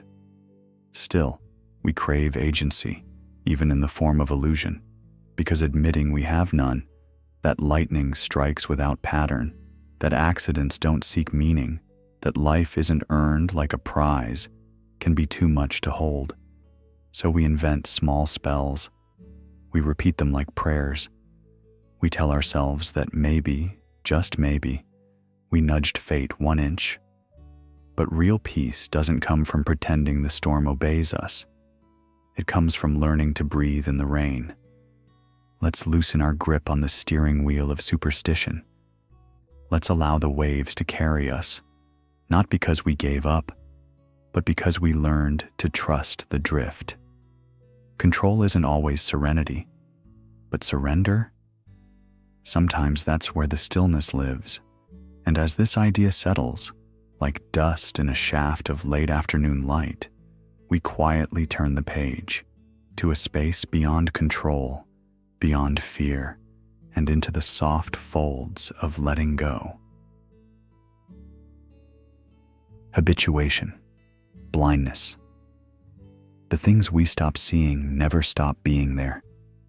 At first, the clock on the wall ticked like a metronome in your ears. You even checked to see if it was broken because it was so loud. But now, you can barely hear it. Not because it stopped, but because your brain chose silence. That's habituation. A quiet decision made in the folds of your nervous system. When something stays the same long enough, your mind begins to treat it as invisible. It's not neglect, it's economy. The brain filters, prioritizes, moves on. I used to love this view, she said softly, staring out a window she hadn't opened in months. He nodded, pouring tea. What changed? Nothing, she replied. Maybe that's why. The smell of the book you carried for years, the hum of your refrigerator, the kindness of a friend who always texts to check in. These things fade not because they matter less, but because they've blended into the wallpaper of your attention. It's a strange magic. At first, everything is bright. The new song you play on repeat, the way someone says your name when they're happy. But repetition numbs. What was once vivid becomes background, the same laugh, the same hands, the same sky, until one day you're not sure when you stopped noticing. Just that you did. That's how joy disappears without leaving, how comfort turns to assumption, and how we stop seeing not only beauty, but warning signs too.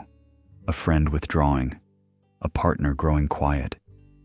Even our own fatigue can become another tick of the clock, persistent, but ignored.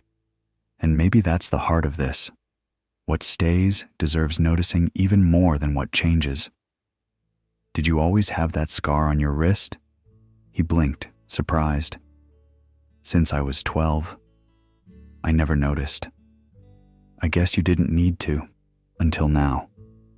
When we start paying attention again, not just with our eyes, but with presence, things soften.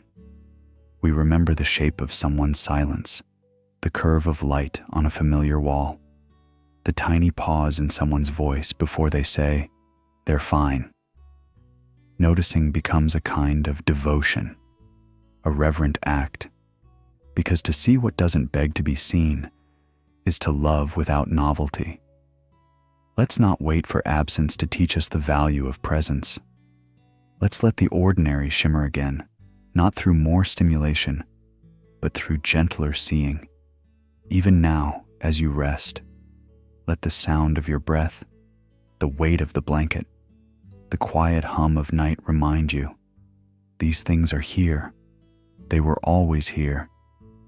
You just needed to come back to them. Now, with eyes half closed and attention softened, let's move to the next thought. Not with effort, but with a kind of grace, as if we're brushing dust off an old memory, one that never left. The curse of knowledge. You open your mouth to explain, and the words tumble out, familiar and full of certainty. But across from you, blank eyes, a polite nod, a pause too long. You think, how can they not understand? It's so obvious. But what's obvious to you has become invisible to them. That's the quiet weight of the curse of knowledge. Once something nests inside your mind, how a system works, what a phrase implies, what a signal means, it becomes part of your mental background noise, like knowing how to balance on a bike. You can show someone where the pedals are, even how to steer, but the sensation of not knowing, that's harder to recreate. Your fluency hides your own path, as if learning was a dream you woke from too long ago. In a small cafe on a rainy evening, one person leans across the table. So how does that work again? They ask, eyebrows drawn together in genuine effort. The other laughs softly, not unkindly. It's simple. You just run the query through the batch processor. There's a beat of silence, then a sip of coffee, the question left unanswered. Not out of cruelty, just forgetfulness, forgetting how much they've come to take for granted. When we know too much, we forget what it was like to be lost. That's the paradox. Knowledge should build bridges, but if we're not careful, it builds cliffs. And from atop those cliffs, we shout instructions to those below, unaware our words are carried off by wind. Sometimes, to really teach, we have to climb back down, retrace our steps, kneel in the mud again, beside those who are still figuring out where the path even begins. A child once asked, "Why is the sky blue?" The adult, seasoned with science, started to explain Rayleigh's scattering. The child nodded, but didn't. And maybe the better answer would have been to pause, look up together, and say, "Let's find out." Two co-workers linger outside the elevator after hours. One mutters, "I thought I was just bad at this, until I realized no one ever explained it from the start." The other nods, quiet, a little embarrassed. "I didn't even realize that. I guess I forgot what it was like to be new." That's the essence of this hidden trap. When we stop remembering what it's like not to know, we begin to lose the thread that connects us. Communication phrase. Patience wears thin. And in those frayed edges, empathy quietly slips away. But there's a gentler way. Wisdom isn't just the end of the road. It's holding a lantern for someone still walking it. Not just saying, "You'll get it," but gently recalling the dark turns, the confusing signs, the wrong exits we took before things became obvious. Tonight, as your thoughts slow and settle, let's walk back. Back through the doors we barely noticed we'd passed through. Back to when things weren't clear, but curious. When questions felt soft and necessary. Because that's where connection lives, in the remembering, not just the knowing. Let it all loosen now. You don't need to explain. You don't even need to understand. Just rest, drift, and when the next idea arrives, meet it as if for the first time. The false consensus. You nod in agreement, not because you agree, but because silence feels easier than friction. Someone says, "Well, everyone knows that," and a part of you hesitates. Does everyone? Or just everyone in this room? In this friend group, this feed, this version of reality shaped more by comfort than truth? The false consensus effect is a quiet illusion. It doesn't shout. It hums beneath our conversations, like background music we've stopped noticing. It's the tendency to believe that our thoughts are not just ours, but shared by most. That our opinions are obvious, sensible, mainstream. But that's the trick. They feel universal because we've wrapped ourselves in environments that reflect them back at us. Two friends sit at a park bench under dappled afternoon light. Isn't it weird how everyone just gets that sarcasm is the highest form of wit? The other raises an eyebrow. Actually, I've met plenty of people who think it's lazy or even rude. A pause, a slow blink. Seriously? Yep, whole other worldview.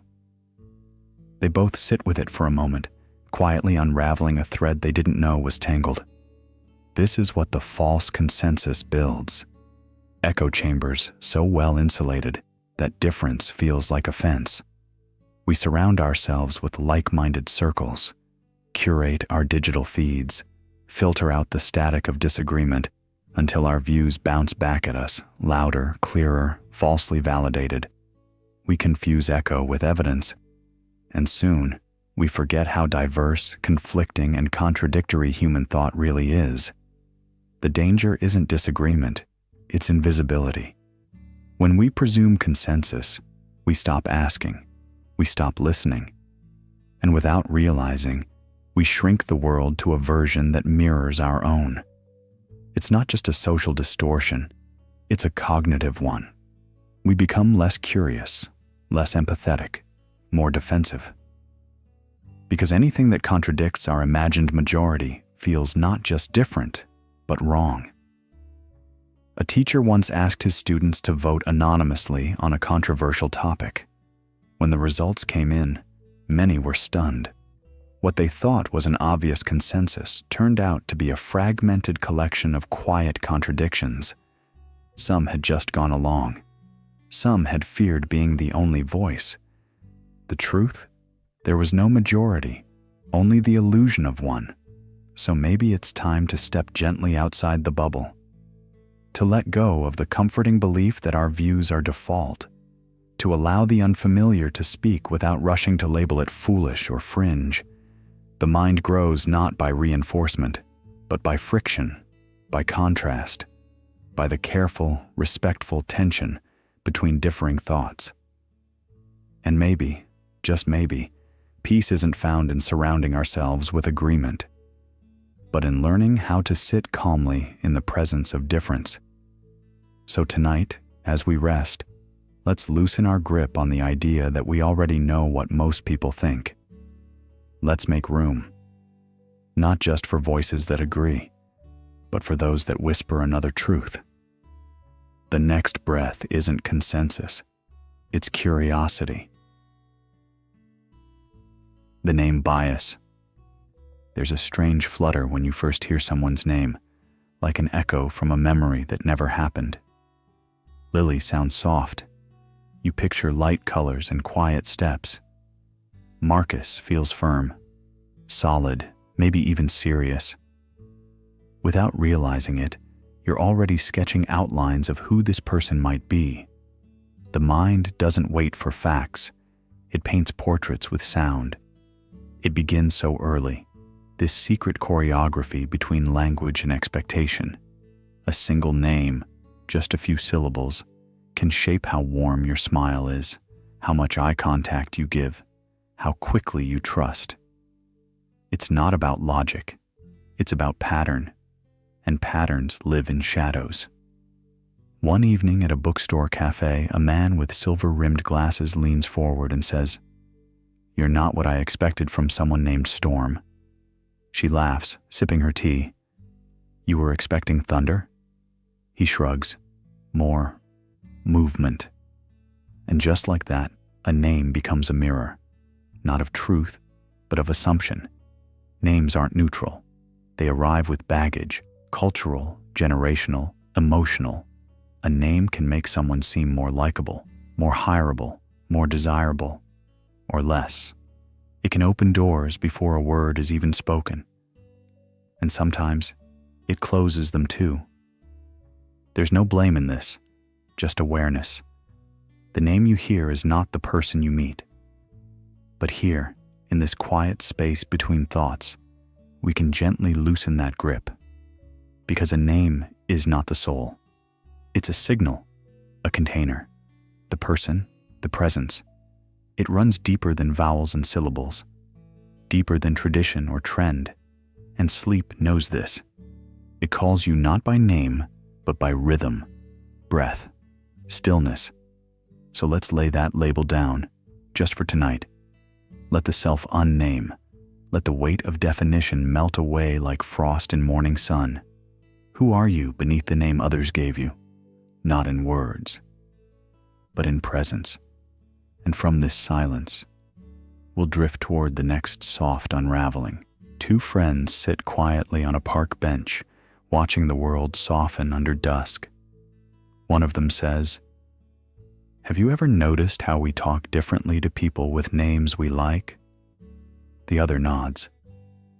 "Yeah, and sometimes I wonder if we're responding to the person or the poetry in their name." The pause between them feels honest. Think about your own name. Say it silently in your head. Let it echo there. How much of your identity has grown into its shape?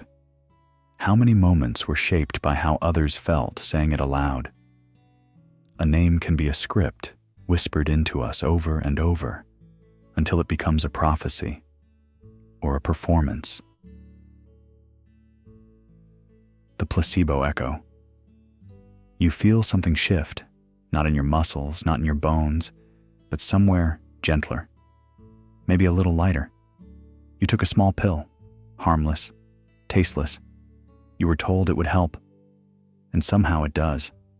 It wasn't medicine, it wasn't chemistry, it was belief. The placebo effect is not just a medical anomaly, it's a mirror held up to the mind's quiet authority over the body. When you expect healing, the body often obliges, not through magic, but through mechanisms that science is still learning to name. Brain chemistry changes, pain eases, immune responses stir, not because of the pill, but because of the story surrounding it. "I think it's working," someone might say, 10 minutes after taking it. "But how could it? There's nothing in it," the other replies, skeptical but watching. "Maybe that's not the point," the first one whispers, eyes soft with sleep. "Maybe believing is enough to begin." We often imagine the body as something separate, an object to repair, a machine to optimize. But the placebo teaches us something quieter. The mind and body are not separate travelers. They whisper constantly to one another, and sometimes belief walks first, and the body follows its footprints. There's a strange beauty in this, like watching a child close their eyes and jump, trusting there will be ground. The placebo is not a lie. It's a whisper, a suggestion, and the body, eager for peace, listens carefully. You might ask, what else in my life is shaped not by what is, but what I believe to be? Am I tired because I'm truly drained, or because I've convinced myself I am? Do I feel stronger because I truly am, or because I've decided to act like it? These are not delusions, they are echoes, internal scripts replayed often enough to become sensations. The placebo effect suggests that hope is not just a wish. It's biology. It lives in neurotransmitters, in heart rate, in immune function. It lives in breath, and in stories we tell ourselves just before falling asleep. If belief can heal pain, what else can it do? Let this be the pill you didn't know you swallowed. A sentence, wrapped in stillness, planted like a seed in the soft garden of your thoughts. You don't need the pill, just the pause, just the readiness to accept that something might be helping you. even if it isn't visible. No side effects, no prescription, just a quiet readiness to feel better. And so tonight, we don't rest in medication. We rest in intention. We rest in trust, in carefully planted expectation, like warm hands pressed into soil, waiting for something green to rise. And maybe it will. The Scarcity Hook. You see the sign. Only one left in stock. And suddenly, your pulse ticks up. You weren't even sure you needed it. Until now. Now it feels like a door is closing, and your hand's already reaching for the knob. Scarcity doesn't whisper, it accelerates. It doesn't ask if you want something. It makes you feel like if you don't move now, you'll regret it later. It isn't desire. It's the fear of loss masquerading as value. Two friends sat on a bench today, watching a small bakery across the street. One pointed at the last 3 croissants sign. The other smirked. "You don't even like croissants?" She replied, "Yeah, but that sign makes them taste better in my head." They laughed, but the impulse was real. The mind reacts to scarcity the way lungs react to drowning. You reach not because of what's there, but because of what might not be if you wait. It shows up in more than shopping. Think of the text you reread, because it hasn't been followed up. The friend you start to miss only when they pull away. The way your heart flinches when someone else takes what you didn't even know you wanted. Suddenly, that ordinary thing becomes precious. Scarcity bias isn't about the object. It's about the story our brain tells us. This is rare. Others might take it, and you'll be left behind, even when it's not true, even when the limited time offer resets every day, even when the loss is imagined. A woman in line at a cafe once turned to the man behind her. "I wasn't going to get a muffin," she said, "but the guy in front of me took the last blueberry. Now I need it." He chuckled. "So now it's delicious because it's gone?" "Exactly," she smiled. "It's basically extinct, makes it gourmet." And just like that, an empty shelf became a craving. This is how marketers sell, how trends go viral, how urgency shapes behavior, but also how we start to cling to people, to moments, to choices we're not even sure we want, simply because they're slipping away. But stillness offers another kind of richness, not from lack, but from presence. What if peace isn't in chasing the last of something, but in realizing you were never incomplete? As you lie here now, let your breath slow.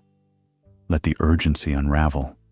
There is no countdown, no closing window, no last chance to catch. You are not behind. You're not too late. This moment is not scarce. It's abundant in stillness.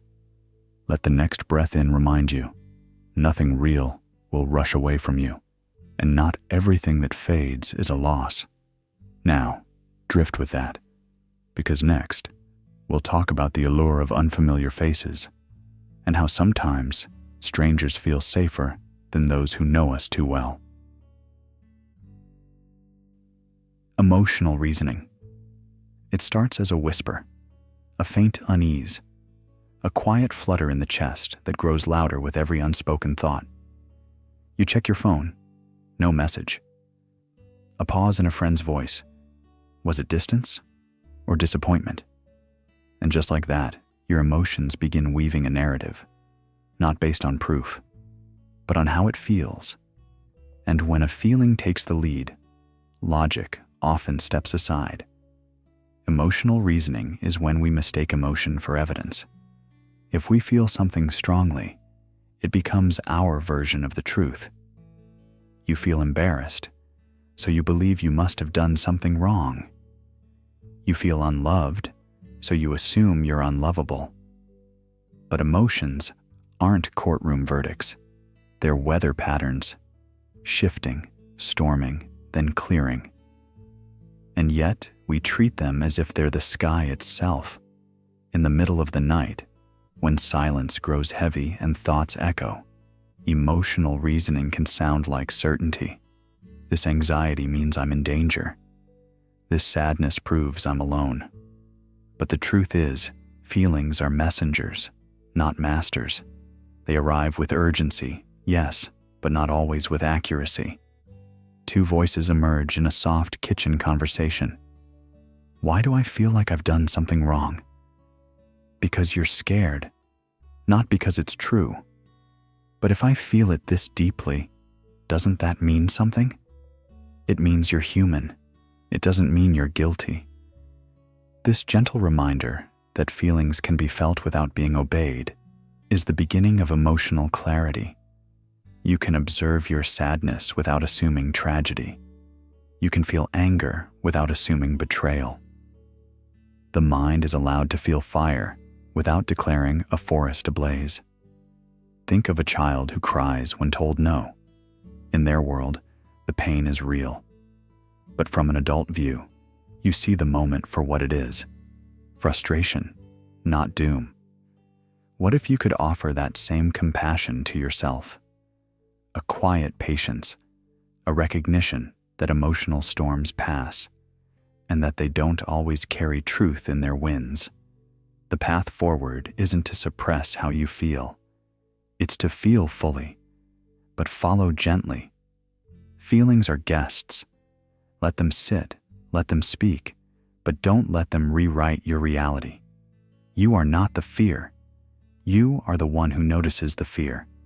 And as that realization settles like dusk over a quiet mind, we prepare for what comes next, not by bracing for emotion, but by loosening our grip on its illusions. Let's continue. Softly. The anchored self. There's a phrase we say without thinking. That's just who I am. But softly, ask yourself, who first told you that? Sometimes it wasn't you. Sometimes it was a tired parent, a frustrated teacher, a friend who only saw one season of you. And over time, those words hardened like cement, anchoring you to an identity you didn't choose, but kept wearing. Late at night, when the world goes quiet, you might catch yourself whispering it again. I've always been this way. But the mind is not a museum, it's a river. And what you thought was stone might only be sediment, waiting to shift. Two strangers stand near the bus stop, sharing the silence of early morning. One says, "I've never been good at speaking up." The other, adjusting their scarf, replies without looking, "Maybe you've just always been surrounded by people who didn't listen." A pause follows. Not awkward, but awakening. We often confuse habit with identity. You wear the same smile at work, nod the same nods at dinner, play the same roles that kept you safe once. But safety can be a slow prison. Comfortable, yes. But closing. You are not your job title, not your high school label, not your trauma response. Those are chapters. You're the author. And authors rewrite. Think about the child version of you, not the photos, but the raw hum underneath. Curious, wild, unsure. Would that younger self recognize who you've become? And if not, is that loss or growth?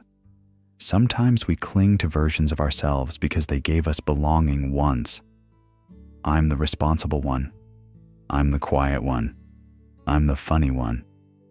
But the truth is, you are not one thing. You are the space in which many selves rise, stretch, and sleep again.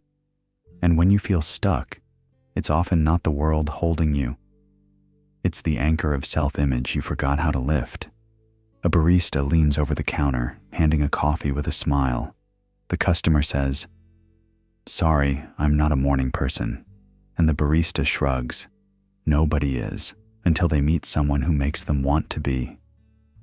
That single moment can unravel a whole belief. It's not deception to change, it's honesty in motion. Maybe the most truthful thing we can ever say is, I don't yet know who I'm becoming. And maybe that's where all the grace begins. So tonight, don't cling to the old name you call yourself. Let it drift like a boat untethered. You don't need to arrive anywhere. Just loosen the rope and float gently into who you'll be next. Next up, a quiet look into the need for approval. But for now, rest in that unknowing. It's safer than you think. The observer trap. You pause, just for a breath, and notice your mind. Not the content of it, but the fact that you're noticing it all. There's a flicker of detachment, like stepping outside your own skin, watching the storm of feelings from a quiet distance. You see the worry, the ache, the flickering thoughts as they pass like leaves on water. And in that gentle distance, something strange emerges. Who exactly is doing the watching? The observer is a psychological and meditative concept, a calm presence, aware but not entangled. It's the still point in the wheel of mental motion. You are the one hearing the thought, not the thought itself. You are the one feeling the sadness, not the sadness itself. But try to look directly at the observer, and the game changes. It's like trying to see your own eyes without a mirror. The watcher becomes the watched, folding inward, like standing between two mirrors facing each other, where reflection meets reflection in infinite regression. The more you chase the observer with thought, the more it dissolves into abstraction. Do you ever feel like you're watching yourself think? Sometimes, like I'm two people, one thinking and one watching. And when you try to watch the one who's watching, then it feels like everything slips, like holding sand in your hand. The observer trap is a loop in consciousness, a recursive twist where the mind becomes aware of its own awareness and yet can never quite grasp the roots of it. It isn't a flaw, it's a feature. In psychology, this ability is what gives rise to metacognition, thinking about thinking. In mindfulness, it's the entry point to non-attachment. But both disciplines arrive at the same strange cliff. You can notice a feeling, a thought, a reaction. But the self doing the noticing? It's always just out of reach. And maybe that's the beauty. We're not meant to solve the observer, as if it were a riddle with a clean answer. We're meant to soften into it, to let it cradle us. The observer isn't a fixed identity. It's a lens, a presence, a whisper of spaciousness behind the noise. You don't hold it, you rest in it. So tonight, as thoughts ripple and settle, don't reach too hard for the watcher. Let it hold you instead.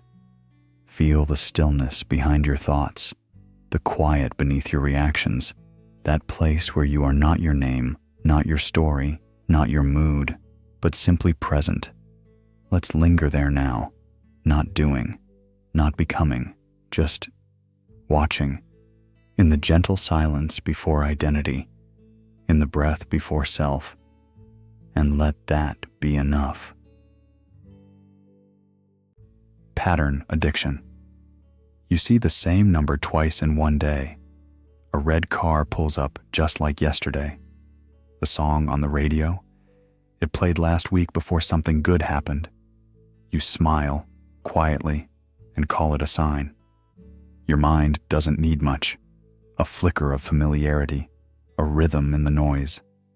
And it begins to build. Wait, someone whispers beside you in the checkout line.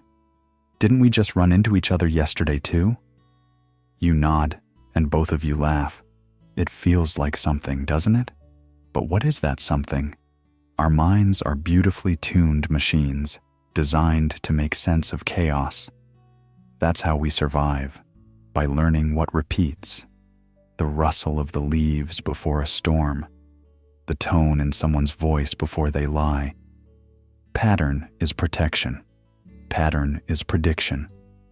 But sometimes, pattern becomes addiction, like when you start seeing meaning in clouds, when every pause in a conversation feels intentional, when you text someone because the time reads 11:11 and you feel like the universe is winking back. The psychological term for this tendency is apophenia, the urge to find connections in random data.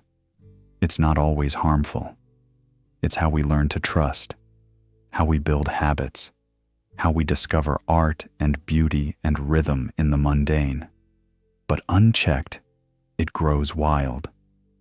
That's when you start feeling that the universe is speaking directly to you through coincidences, that you were meant to miss the bus, that the coffee stain on your shirt holds a message. It's the same root behind lucky charms, sacred rituals, even conspiracy theories. This innocent hunger for narrative in the noise. When the world feels uncertain, pattern feels like a friend, even if it's a lie. "Hey," someone says softly from across the dinner table. "Do you ever feel like things keep happening in threes?" You look at them. You want to say yes, because maybe it does feel that way. But maybe that's just how our brains cope with the unbearable silence between events. It's not wrong to notice. It's human. But it's also okay to let go, to allow life to be messy without stitching a story through every corner. Because sometimes, randomness is a kindness, a break in the rhythm, a moment of rest from the obligation to make sense. Tonight, you don't have to solve anything. No dots to connect, no meaning to extract, no secret code to decipher in the blinking light of the router, or the order of dreams fading from your pillow. Just breathe, just stillness. Let's step out of the maze now, out of the tangled web of cause and coincidence. What if peace didn't come from finding the pattern, but from not needing one at all? And as your mind slowly quiets, know this: the silence you hear doesn't have to mean anything. It can just be silence. And that too is enough. The loop of identity. I'm not really a morning person. You know me, I always overthink things. These phrases come out like muscle memory, don't they? Soft, casual, sometimes even funny. But quietly, they carve out walls around who we think we are. Do you ever wonder if people change, or if they just perform new roles? She asked him while stirring sugar into her tea. He looked up from his notebook and smiled. Maybe both. Or maybe the roles change us first. Identity isn't something you own. It's something you repeat. 1,000 quiet declarations whispered to yourself until the words sink into the floorboards of your mind. I'm not creative. I'm always late. I can't handle pressure. Are these facts or familiar rhythms? The mind loves loops, and identity is one of its most comforting ones. Not because it's true, but because it's predictable. Because even a negative label can feel safer than uncertainty. We wear our stories like old sweaters, frayed at the collar, stretched at the sleeves, but soft and warm and hard to throw away. There's something deeply human about needing a shape to lean into, even if that shape was never ours to begin with. The stories we tell about ourselves become the scaffolding of behavior, and behavior, over time, becomes belief, until we forget the moment we could have said something different. You always say you're bad with money, she said one evening, but you've been budgeting really well lately. He paused. Yeah, I guess I have. And in that pause, something shifted. The loop loosened. Maybe we're not broken records. Maybe we're just lines of dialogue waiting for a rewrite. It's not that our identities are lies. It's that they're drafts. And each moment of silence, The breath between thought and action is a chance to revise. If you stopped telling yourself who you are, what might you become? Sometimes silence isn't emptiness. It's possibility. It's a blank page that doesn't need to be filled with the same old script. Let's stop the story tonight. Not to end it, but to let it rest. Let it breathe, unwritten, and see what speaks from the stillness. Semantic drift. You hear a word that used to feel like comfort. Maybe it was home, or forgiveness, or simply goodbye. And now something inside pulls back, not in anger, but in unfamiliarity. The syllables are the same, the letters haven't shifted, but the word doesn't land where it used to. It carries a new tone, a new temperature. Not because the dictionary changed, but because you did. Language, it turns out, is not a fixed currency. It inflates. It shrinks. It stretches like fabric worn through by memory. Psychologists call it semantic drift, the quiet transformation of meaning, shaped not only by culture or history, but by your own life. Words that once opened doors now mark boundaries. Phrases that once made you feel seen now feel like echoes from a different version of yourself. A woman at a bookstore once asked her partner, "Do you still believe in the word forever?" He paused, smiled, then said, "I believe it meant something different when we first said it." We often think language is a tool for control, for precision. But sometimes words say more about where you've been than where you are. They're relics, not in the dusty museum sense, but in the way a childhood sweater still fits, yet doesn't feel like it's yours. You outgrow words without noticing. You redefine them without trying. What did success mean to you at 15? And what does it mean tonight, lying here, eyes half shut? Was love once bright and cinematic, now slower, quieter, more like staying than chasing? Even simple things, sorry, safe, enough, they all drift over time, recast by experience, softened by repetition, or hardened by disappointment. You may still use the same words, but you are no longer the same mouth speaking them. And that's not loss, that's evolution. Language, like identity, doesn't need to be pinned down. It just needs to be listened to, closely. In the soft hours of night, when thoughts fold into each other like silk, this drift becomes easier to notice. You think of something you said last year and wonder, did I mean it then the way I'd mean it now? Not because it was dishonest, but because meaning, like breath, moves. A friend once said during a quiet train ride, "I used to say I wanted peace, but I think back then I just wanted silence." There's no shame in changing definitions. In fact, it's human. We are living dictionaries, pages annotated by heartbreak, by joy, by all the unspoken footnotes of being alive. So tonight, as you rest, let your words drift too. Let home be whatever soothes your body. Let success be the exhale you finally allow. Let forgiveness be the freedom to stop carrying it all. And if the words don't land just right, if they feel misshapen or too small, it's okay. Meaning isn't a cage, it's a tide. Let's pause here, between the sentences. Not in what is said, but in what is felt. In that soft, unscripted space where language hasn't yet hardened, where you're free to feel before you define. And as we move forward, let's listen, not just to words, but to what they once meant, and what they might still become.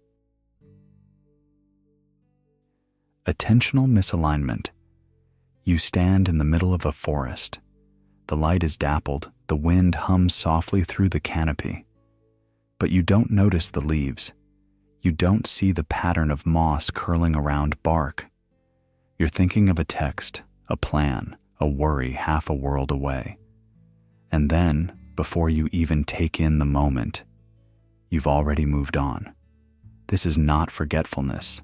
It's not distraction in the casual sense. It's a deeper misalignment, a drift between where your attention goes and where your intention lives.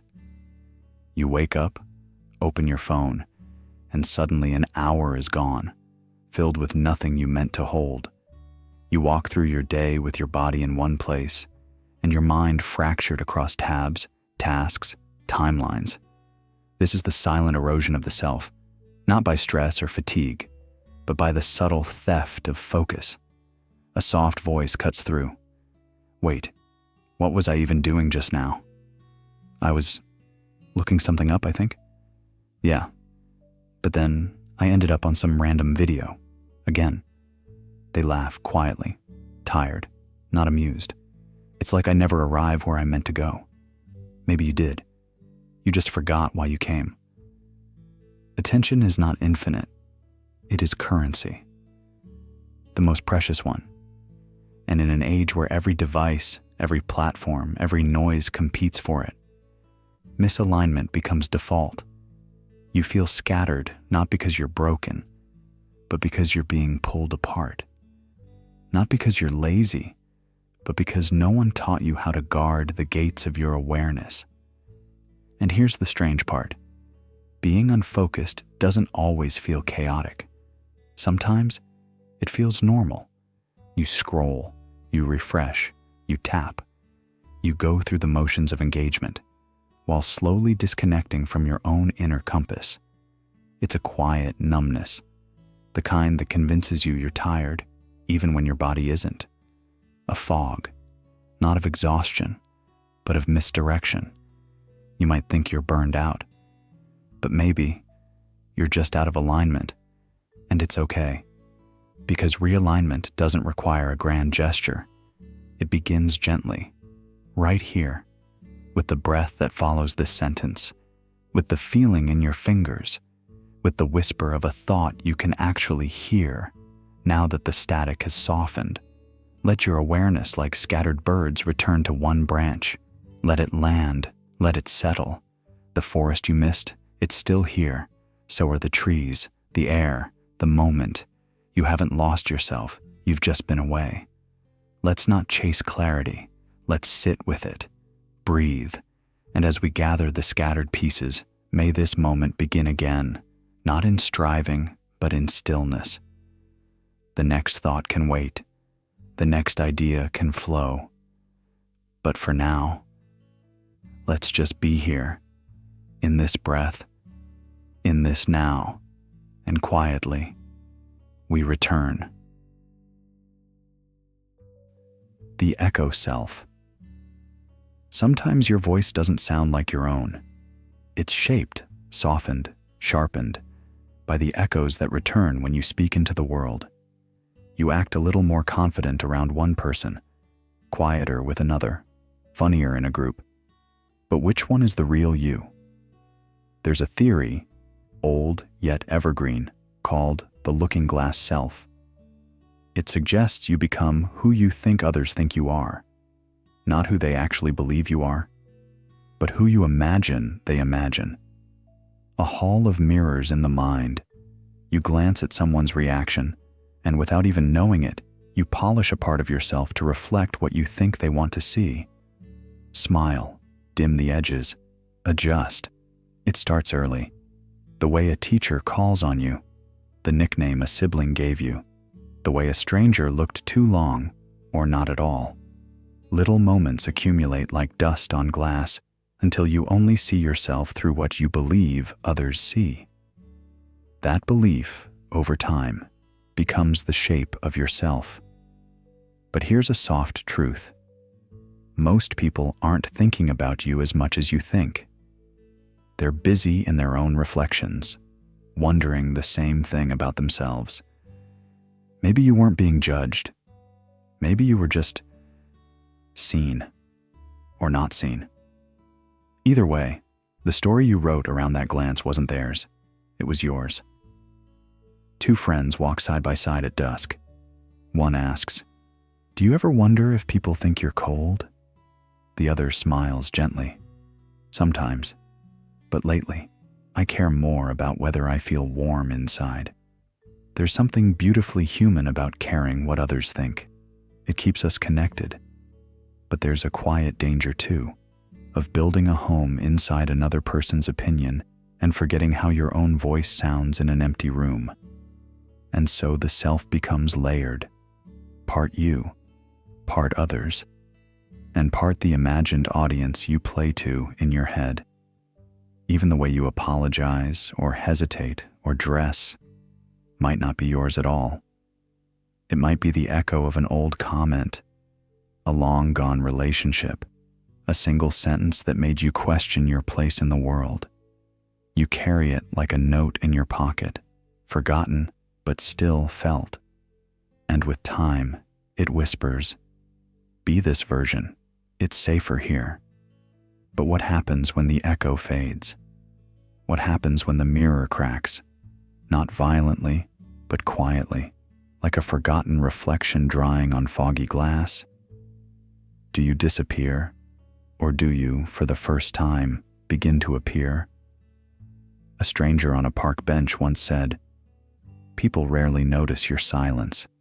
They just fill it with their own thoughts." Maybe the same is true of your presence. Maybe the shape others give you isn't binding. Maybe you don't need to reflect, only to breathe. Tonight, it's okay to loosen the echo's hold. You don't need to perform. There is no audience, no mirror, only this moment. Let's close our eyes. Let the imagined reflections dissolve. Let the self, unfiltered, unperformed, simply be. No one's watching. You're safe now. We continue. The Fallacy of Arrival. You whisper it like a secret you've almost dared to believe. When I get there, I'll finally be okay. It's said in quiet moments, in the pause between paychecks, at the end of long days while standing in line or staring out car windows. It's the promise of the next, the job, the move, the partner, the recognition, the glow up, the escape. A soft mirage flickering on the horizon, always waiting, always a little farther out.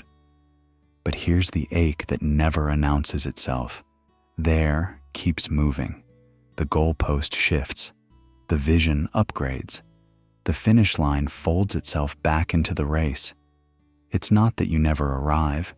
It's that arrival never quite does what you thought it would. In psychology, this is sometimes called the arrival fallacy, the mistaken belief that reaching a goal will finally make us feel complete, content, at peace. That there's a version of you in the future who feels none of what you feel now. And so you chase it, run toward it, shape your entire identity around becoming. But becoming is a hungry fire, and it burns through presence. You say, "I'll rest after this project. I'll breathe once I've fixed that part of me. I'll be enough when I've earned it." But peace doesn't live in later. It lives in pauses, in breath, in the silent minutes you skip over because they weren't on your calendar. Two friends once sat at a cafe, watching the sky turn orange with late afternoon. One of them stirred their drink absent-mindedly and said, "Do you think you'll ever feel like you made it?" The other laughed, not unkindly. "Made it where? Life just keeps unfolding. I think we're supposed to realize we're already in it." The first smiled, but with that ache in the smile that says they've been waiting too long to start living. There is no grand finale where the curtain falls and you stand there, fully realized, applause echoing in your chest. No last puzzle piece that snaps in and makes all the searching worth it. Because you, right now, even in your undoneness, are not a draft. You are not in transit. You're not on hold.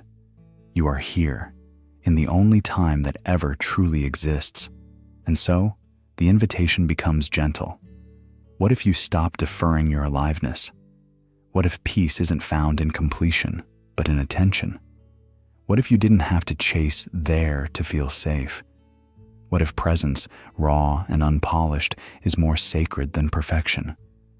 Let's arrive, without moving. Let's find the miracle, not in arrival, but an arrival into now. Let the breath you're taking not be a pause on the way to something, but the whole point. Let this moment be enough, because it already is. Cognitive fog. There are nights when your thoughts don't walk, they drift. Like trying to hold water with open hands, something slips each time you reach for clarity. You're present, but dimmed. You know you're here, but not quite here. Not sharp, not crisp, just floating. That's not failure. That's fog, a kind of inner weather. Have you ever been in a room only to pause and wonder, why did I come in here? Or sat through a conversation and heard your own voice speak, yet felt like the words passed through mist before reaching you? I just feel off, one person murmurs, stirring tea that's already gone cold. Their friend, quietly folding a blanket, nods slowly. Yeah, like my brain's got socks on. And in that small, shared metaphor, a nod of recognition, comfort begins. Cognitive fog is real. It wears many masks: burnout, sleep debt, mental overload. But at its core, it's not a malfunction. It's not your brain breaking. It's your brain bracing. A subtle resistance to relentless input. A pause masquerading as confusion. Think of it like the muffled hush of snowfall, how everything slows, softens, sways. The world doesn't stop, but its edges blur. So does your mind. This fog arrives not to sabotage, but to shield. When too much noise crowds your mental sky, your cognition pulls a curtain. You're buffering. The bandwidth narrowed so you don't shatter. Still, we judge it. I can't focus. I'm so lazy. Something must be wrong with me. But what if this fog isn't a fault? It's a feature. A student sits at a desk, trying to finish an assignment that once felt easy. But every sentence flickers like candlelight, just out of reach. They sigh and whisper aloud, "Why does my brain feel like soup?" Across the room, someone quietly responds, "Maybe because it's been boiling too long." That's the thing. Even the mind needs cooling, and fog is nature's way of telling you, this is not the moment for solving. This is the moment for softening. You don't force your way through it. You float. You don't fix the haze. You breathe in it. Let your thoughts be untidy. Let your attention be loose, like leaves bobbing gently on a pond's surface, directionless, but still beautiful. Sometimes clarity is overrated. The fog offers another kind of wisdom. Not answers, but allowance. Not precision, but permission. So the next time your focus drips instead of flows, your words scatter like sand, or your feelings arrive fogged in gauze, don't panic. Don't push. "I guess I'm just here tonight," someone might say with a shrug, and someone else, smiling gently in the quiet, might reply, "Then here is enough." Let the fog be part of your rest. Let it blur what doesn't need resolution. Let it cradle your mind like dusk cradles the sky, without urgency, without judgment. We don't have to clear the fog tonight. We only have to drift through it, softly. And just like that, we're ready to wander toward the next breath, the next quiet. No fixing, no forcing, just floating, until sleep finds you. The quiet bias. You remember the arguments, the applause, the laughter that filled the room. You remember the slamming doors and the fireworks in July. But there's something strange about memory. It favors the loud, and in doing so, it forgets the truth. It wasn't the loud moments that made you who you are.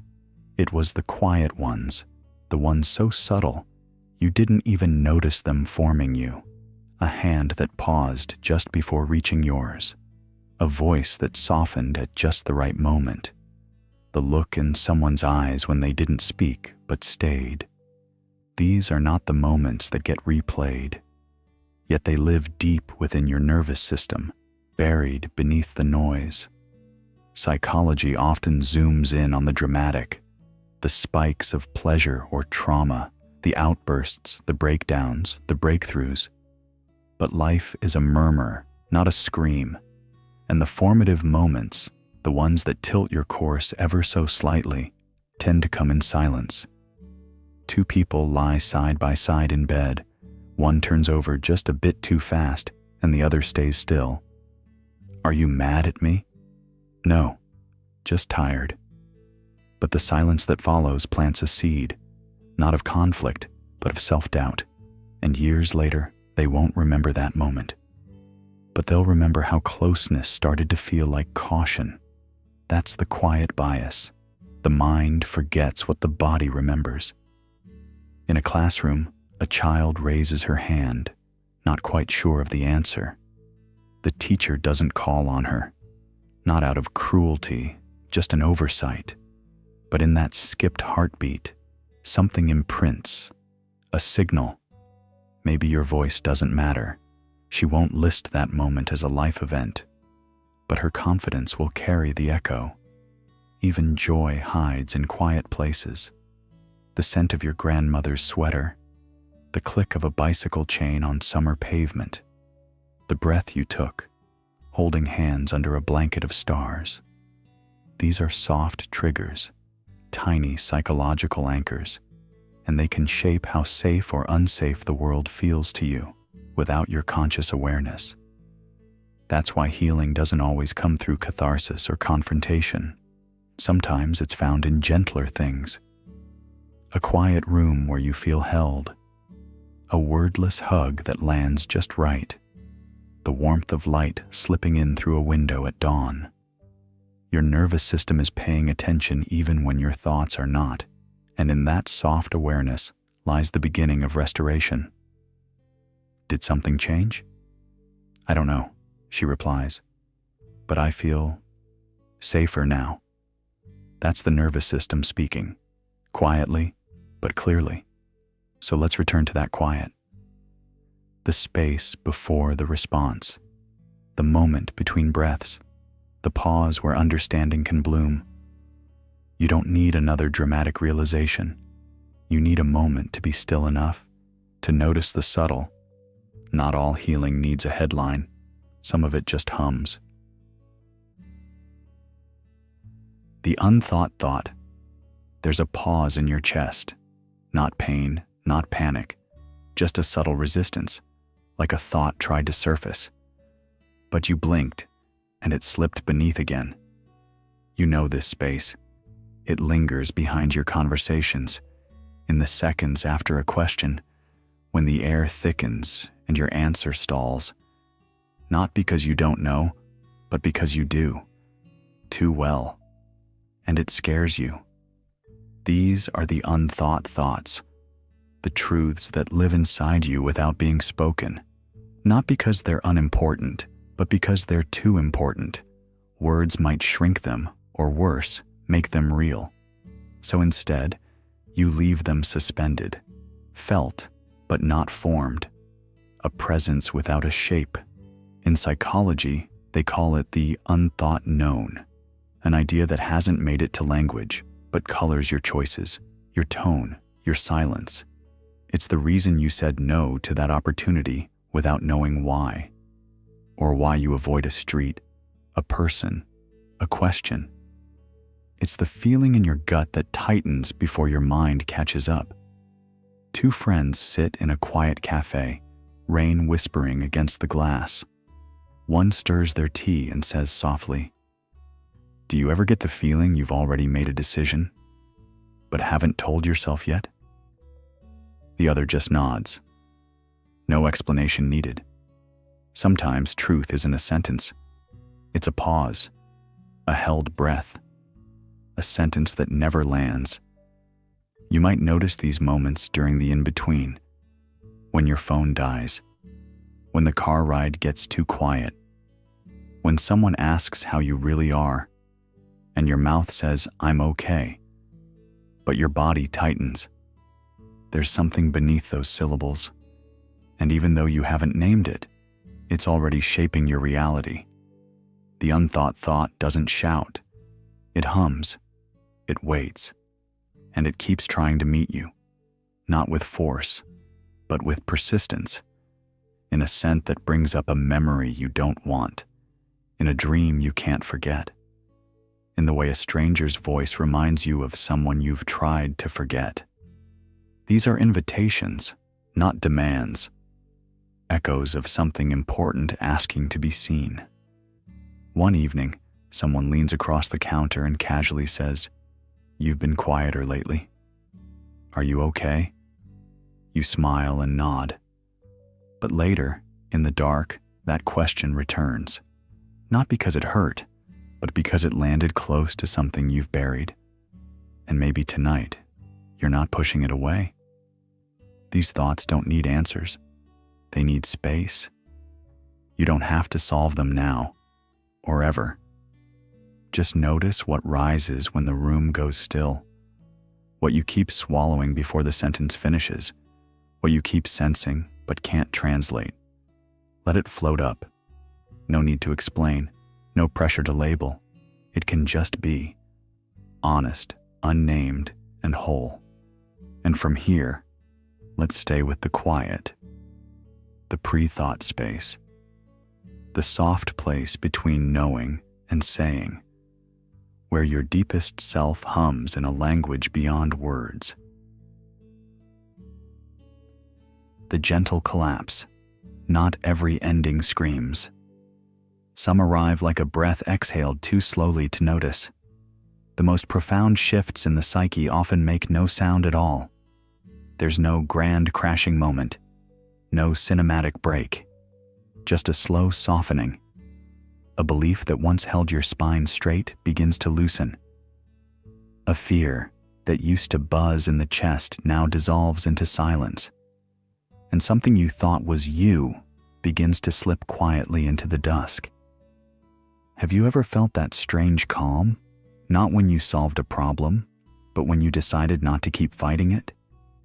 That exact moment where struggle gives way to surrender, and somehow the sky seems wider. That's the gentle collapse. It's not giving up. It's giving in to truth. Not the truth you were forcing, but the one that arrived without needing your permission. "I used to panic every time I wasn't in control," one voice says, lying next to the other in a dim room. "And now?" the other asks, fingers tracing circles on the bedsheet. "Now, I think I just notice it pass through, like wind through an open window. It comes and I don't grab it. That's not numbness. That's clarity. Because the final defense mechanisms of the mind don't always fall with force. Sometimes they simply tire. What once was armor becomes too heavy to carry. And without needing a reason, the body whispers, 'Enough now.' Letting go is often framed as loss. But here, it feels more like a return to softness, to stillness, to the original self. Before it was layered with stories and shoulds, there's an intelligence in surrender, not the kind taught in classrooms or displayed in debates, but the kind your breath already knows. It doesn't ask the lungs to prove themselves. It just moves through, because it trusts. In that space, something unexpected happens. The self begins to rearrange, not from force, but from freedom.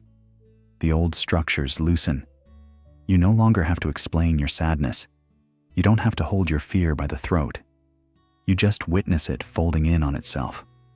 Slowly, kindly, without judgment. "It's weird," one of them says, after a long pause.